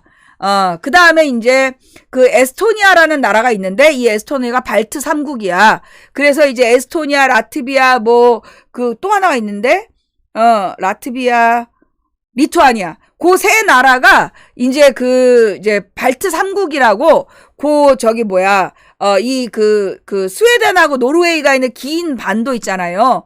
스칸디나비아 반도. 그 스칸디나비아 반도하고, 이 러시아 쪽이 만나는 위치, 거기에 있었던 세 나라야. 굉장히 작은 나라인데, 이 세 나라가 원래, 자기네들은 이제 독립국가를, 가려고, 했었다는 거예요. 그런데 이 나라가 굉장히 작았기 때문에 많은 나라들의 침략을 받고 있었다는 거야. 많은 나라들의 침략을 받고 있었는데 자, 여기 보면 이제 1918년에 세계 1차 대전 막바지에 러시아의, 제정 러시아가 몰락하고 새로 나타난 소련이 독일 제국과의 협상을 통해서 발트 3국에 대한 지배권을 완전히 포기하고 그래서 에스토니아는 약 10개월 동안 독일 제국의 지배를 받게 된다. 그 후 1차 세계대전이 끝나자 에스토니아는 꿈에 그리던 자신들만의 자주적인 나라를 손에 얻게 된다. 그래서 독립을 하게 된 거야. 그 전에는 제정 러시아의 땅이었는데, 이 땅을 이제 그 독일에다가, 넘겨준 거였죠. 제정 러시아가 망하면서. 뺏긴 거죠. 그런데, 독일이 망하면서, 그러니까 1차 대전이 망하면서 에스토니아가 잠깐 독립을 했는데, 이때 이제 이 소련이 다시 밀고 들어갔다는 거야. 소련이 다시 에스토니아를 밀고 들어가서, 왜냐하면 그 바다, 스칸디나비아 반도와의 사이에 있는 이 바다로 가는 길목이 되게 중요하기 때문에 이 에스토니아를 포기할 수 없었던 거죠. 그래서 소련이 에스토니아를 다시 합병하자마자, 1년이 지나서 나치가 와서 소련군하고 싸웠다는 거야. 그래서 그 당시에 에스토니아군이 그 소련하고 그러니까 나치하고 힘을 합쳐서 소련군하고 맞서 싸우는, 그러니까 그 에스토니아 독립운동가들은 이 히틀러하고 나치 편이었다는 거예요. 그래서 지금도 그 히틀러하고 나치 세력이 요 에스토니아부터 리투아니아까지 거기에 이제 그 히틀러와 나치 세력들이 지금 집권을 하고 있고 그들이 지금 반러시아 전쟁의 최전선으로 나오고 있다라는 이야기. 그 다음에 이제 이 서방에서 이 세르비아의 대통령을 지금 이제 컬러 혁명으로 지금 우리나라 서부 지방 법원 무너뜨리듯이 지금 이제 이 세르비아 대통령을 지금 무너뜨리려고 그런 폭력 선동을 지금 또 하고 있다. 그래서 이 세르비아를 무너뜨려서 러시아에 제재를 가하는데 관심이 있다. 나토는 그런 의미에서 이 부치치 역시 거리 시위 압박을 받고 있다라고 주장할 수 있다. 하여튼 그래서 지금 세르비아 대통령도 지금 이제 많은 시위대에 의해서 공격을 받고 있는데, 그러니까 이게 이 나라의 윤석열 지지자 같은 애들이 지금 이제 이 세르비아 대통령, 친러시아 세르비아 대통령을 비난하는 그런 시위를 하고 있다. 그래서 지금 이 색깔혁명이 지금 일어날 위기다라는 얘기였고요. 다음 뉴스는 EU 국가 대선 무산. 이게 무슨 얘기냐면 이제 이 루마니아에서 이제 1차 투표를 했는데 이때 이제 그 조르제스쿠라는 이제 친러시아 후보가 깜짝 1등을 했어. 그런데 이 루마니아의 그 기득권 친나토 세력이 그 1차 선거는 무효다 이러면서 재선거를 하기로 결정을 한 거예요. 그래서 이제 1차 대통령 선거를 다시 하기로 했는데 그러니까 이제 다시 해서 누구도 50%가 안 되면 이제 1, 2위를 데리고 저기를 하는 거야. 결선 투표를. 그래서 이제 다시 1차 선거를 하기로 했는데 여론조사에서 다시 이 조르제스쿠가 1등을 했다는 거야. 근데 이게 1차 그러니까 지난번에 선거 전에는 이 사람의 지지율이 5% 정도밖에 안 됐다는 거예요. 그런데 막상 표를 까보니까 여론조사하고 실제가 이렇게 달라. 이 사람이 1등을 한 거야. 20몇 프로로 1등을 했어. 그런데 그 1등을 인정하지 않는 거야. 이 친러시아 성향의 후보이기 때문에 반러시아 후보들이 그 선거 무효다. 그래서 다시 하기로 했어. 그런데 그 선거를 통해서 사람들이 깨달은 거죠. 아, 나만 조르제스쿠가 좋은 게 아니라 이 루마니아가 러시아와의 전쟁을 하는 것에 반대하는 사람들이 이제 드러내놓고 조르제스쿠를 지지하기 시작한 거죠. 그래서 현재 여론조사에서 선두를 달리고 있다. 그러니까 그만큼 이 1차 선거를 부정선거라 그러면서 그거 무산시켰단 말이야. 무효를 선언했단 말이야, 법원에서.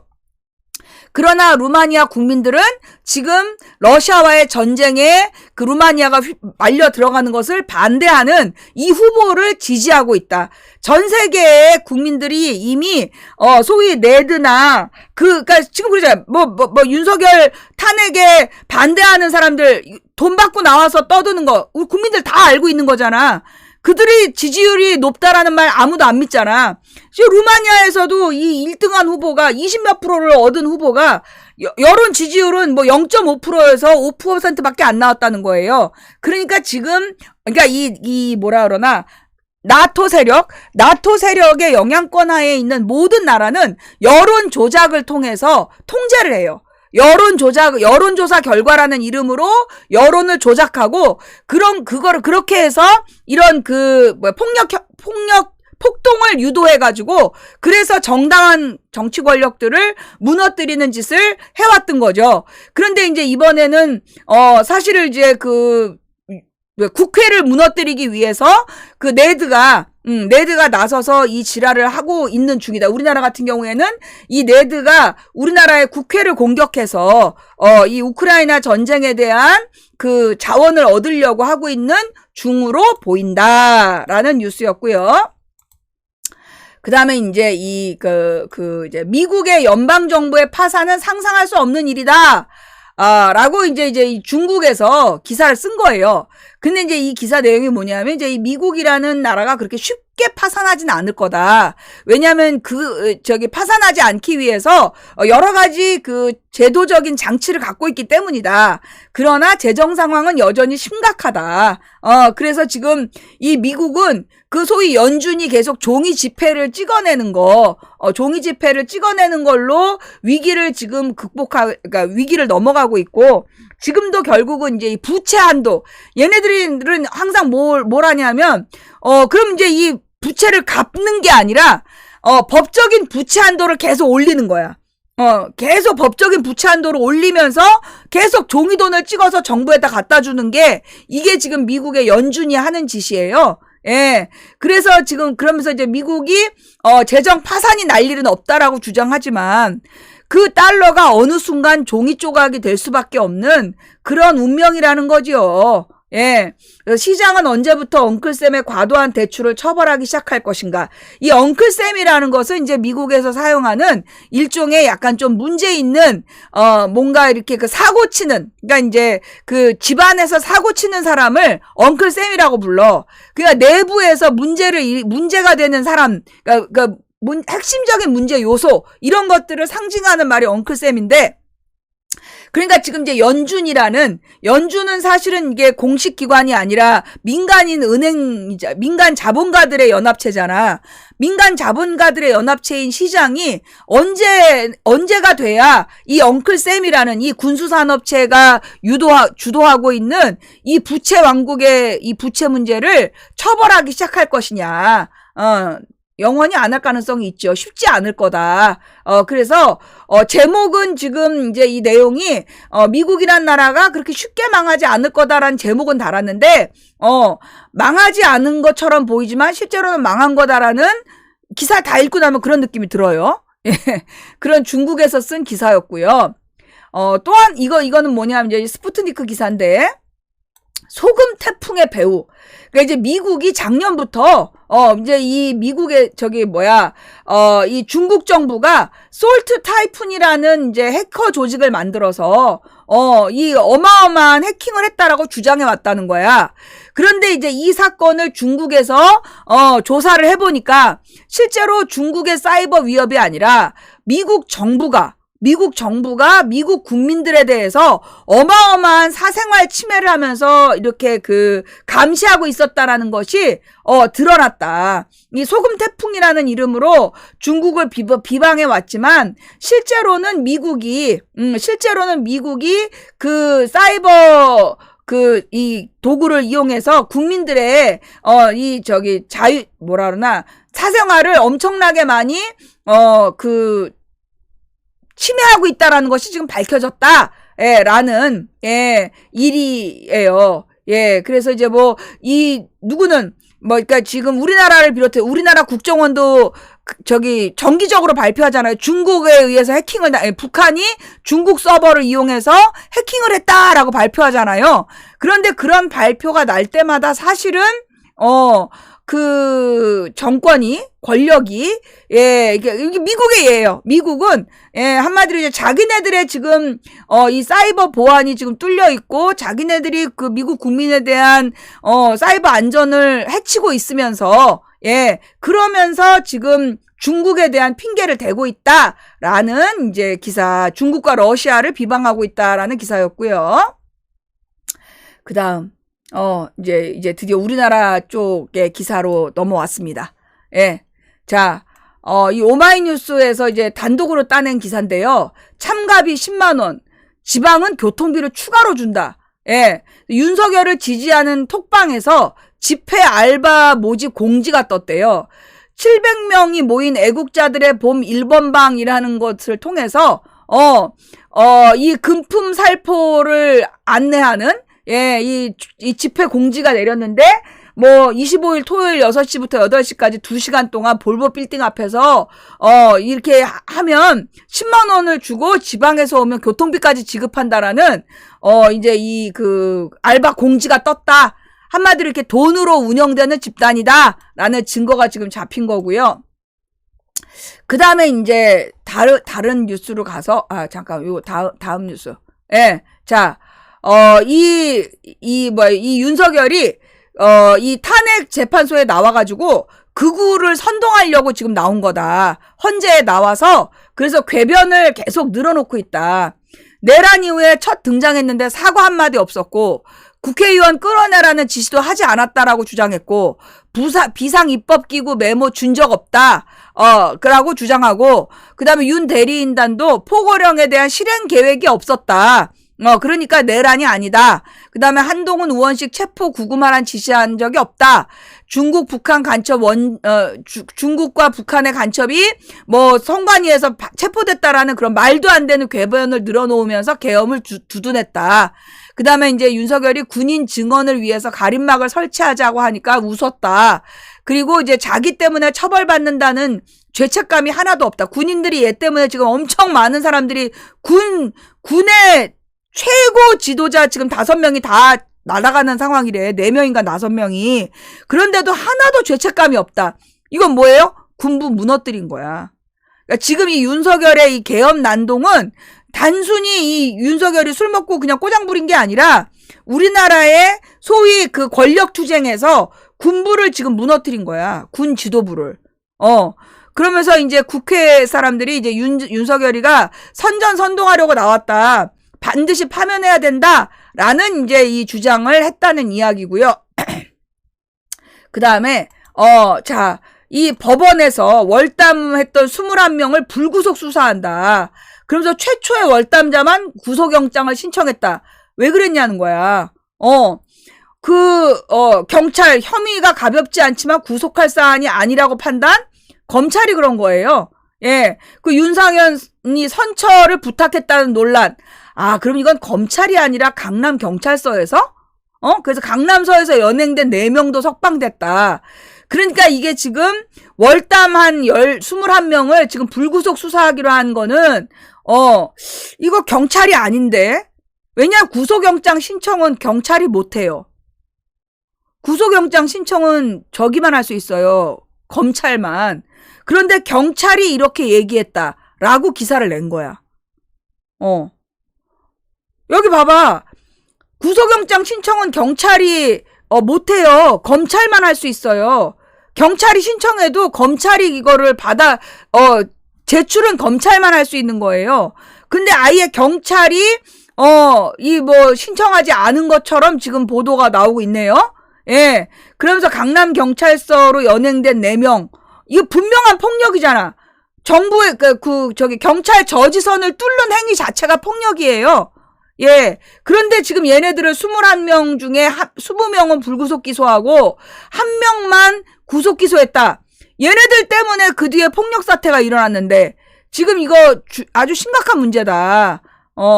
자, 그 다음에 이 전국 법관 회의에서 서부지법 사태, 이거는 진짜 용인할 수 없는 헌법 질서의 근간을 훼손했다. 이게 이제 이 전국 법관 회의라는 게 소위 이제 이 대법원의 회의보다도 더 큰 법관 총회야. 예. 그러니까 전국의 모든 판사가 모이는 그 회의에서 서부지법 사태는 용서할 수 없다. 이건 헌법 질서의 근간을 훼손한 사건이다. 그래서 지금 이 판사들이 굉장히 분노하고 있는 거예요. 그런데 경찰이 21명 중에 20명은 불구속 기소했다. 판사들 우습게 하는 거죠. 법원이 침탈당했는데 만약에 경찰서를 부셔도 경찰이 그렇게 했을까요? 경찰서 담 넘어간 21명이 경찰서 담을 넘었다면 경찰이 불구속 기소했을까요? 한마디로 지금 이것들이 법원을 아주 농락하고 있는 그런 모습이다라는 걸 볼 수 있다는 거죠. 자, 그 다음에 이제 이 헌법재판관이 이제 송고 질문을 했다. 이게 무슨 얘기냐?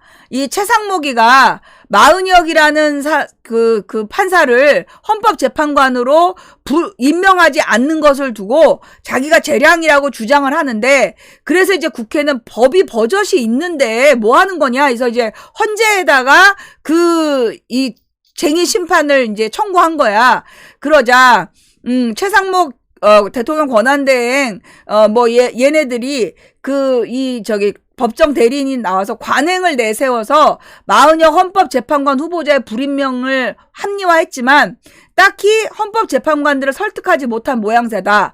헌법재판소는 최 대행과 국회 간의 권한쟁의 심판을 변론 한 번만에 종결하고 완전차를 향해 더욱더 속도를 내고 있다. 그래서 서울 종로구 헌재 대심판정에서 열린 변론기일에서 재판관들은 대통령 권한대행이 국회가 선출한 재판관과 후보자를 임명하지 않을 수 있는가를 집중적으로 따졌다. 앞서서 최상목이 야권이 국회 본회의에서 이 선출한 조한창, 정계선, 마은혁 후보자 가운데 조한창, 정계선만 임명하고 이제 마 후보자는 합의가 안 됐다 이러면서 조건을 달았는데, 우원식 국회의장은 헌법이 정한 국회의 재판관 선출권과 헌재 구성권을 침해했다며 권한쟁의 심판을 제기했다. 그러자 이제 이미선 헌재 재판관이 추궁하면서 여야 합의가 정확히 무슨 의미냐라고 묻고, 최 대행은 갑자기 이제 헌재 소장에 관해서 합의가 안 됐다. 헌재 소장이 무슨 상관이야. 그런 이제 개소리를 하면서 이제 중언부언 했지만, 예, 김영두의 의문, 같은 날 여야 공문 합의 없으면 왜 냈나? 같은 날 여야 공문을 발표했는데 합의 없었으면 왜 공문을 냈냐. 그러자 이제 이 최 대행 쪽이 또 헌재 소장 얘기를 하면서, 그러니까 이제 이 문영배가 이거 계속 지금 겉돌고 있다. 그래서 지금 이제 이 헌재에서 소위 마은혁이라는 이 헌법재판관을 이 최상목이가 임명을 안 해주고 버텼는데, 헌재가 직접 나서서 너네들 지금 근거가 없다. 이미 여야가 합의된 공문이 있고, 그리고 국회에서 국회에 헌법재판관에 대한 선출권이 있는데 이걸 너네가 침해할 수 없다. 그래서 지금 헌재가 최상목의 이 만행에 대해서 이제 변론 기회도 한 번밖에 안 주고 더 이상 회의할 것도 없고 다음에 결정해 버리겠다. 그래서 이제 이 9명 완전체를 빨리 만들려고 노력 중에 있다라는 얘기였고요. 그 다음에 이제 요거는 무슨 얘기냐? 중국에서 대한민국 대통령 권한대행 최상목에 대해서 얘는 지금 정치적인 줄타기를 하고 있다. 그러면서 이제 이 최상목이 경제 전문가고, 그런데 지금 이제 한국의 상황 속에서 지금 이제 얘가 이제 옛날 노무현 때부터 경제 관료였던 애다. 그래서 항상 권력에게 줄을 대면서 모든 정권에서 경제 관료를 해왔던 얘가 지금 마지막 줄타기를 하고 있다라고 지금 이제 중국에서 이제 비꼬은 내용이고요. 예, 그 다음에 이제 이거 한겨레 신문 이 내용은 뭐냐면, 일본이 트럼프 정부에서도 미일 동맹의 대응력 강화에 약속을 받은 것 같다.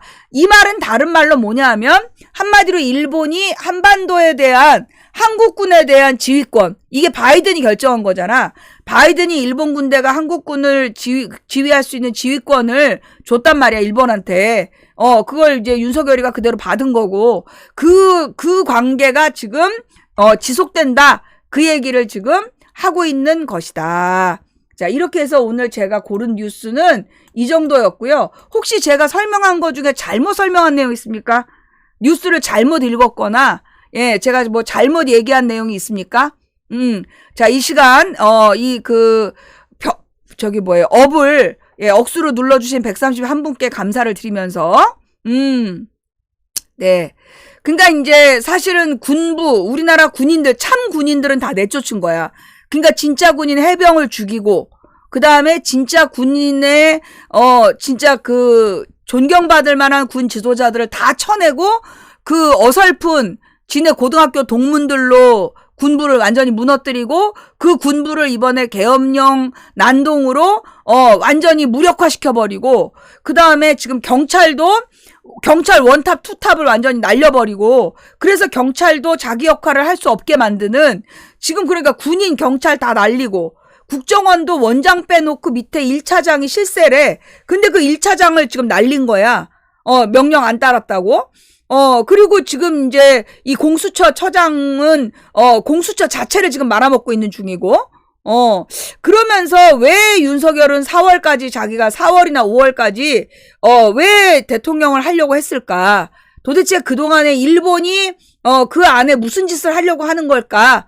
라는 마지막 소설을 날리면서, 오늘 제가 하고 싶은 내용은 여기까지였어요. 예, 여러분 방송 들으면서 혹시 잘못된 내용을 제가 얘기했다라면, 그거는 제가 지금 약을 먹는 상태라서 왔다 갔다 하는 상태라서 잘못한 거니까 용서해 주시고, 그럼에도 불구하고 여러분 마음속에 들려오는 어떤 이야기가 있었다면, 그거는 저 위에, 예, 이 쪽제본 보내시는 분의, 메시지였다라는 것을 말씀드립니다.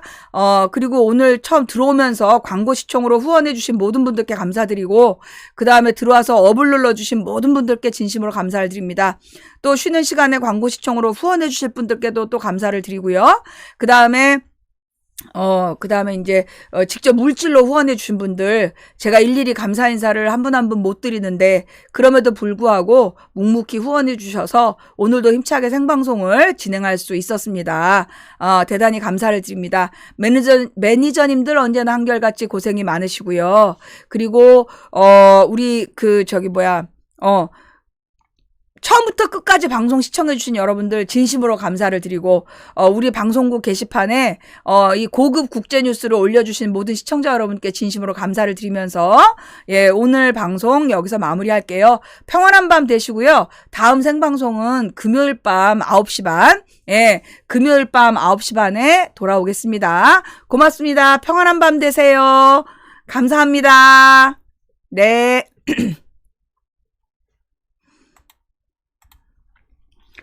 아.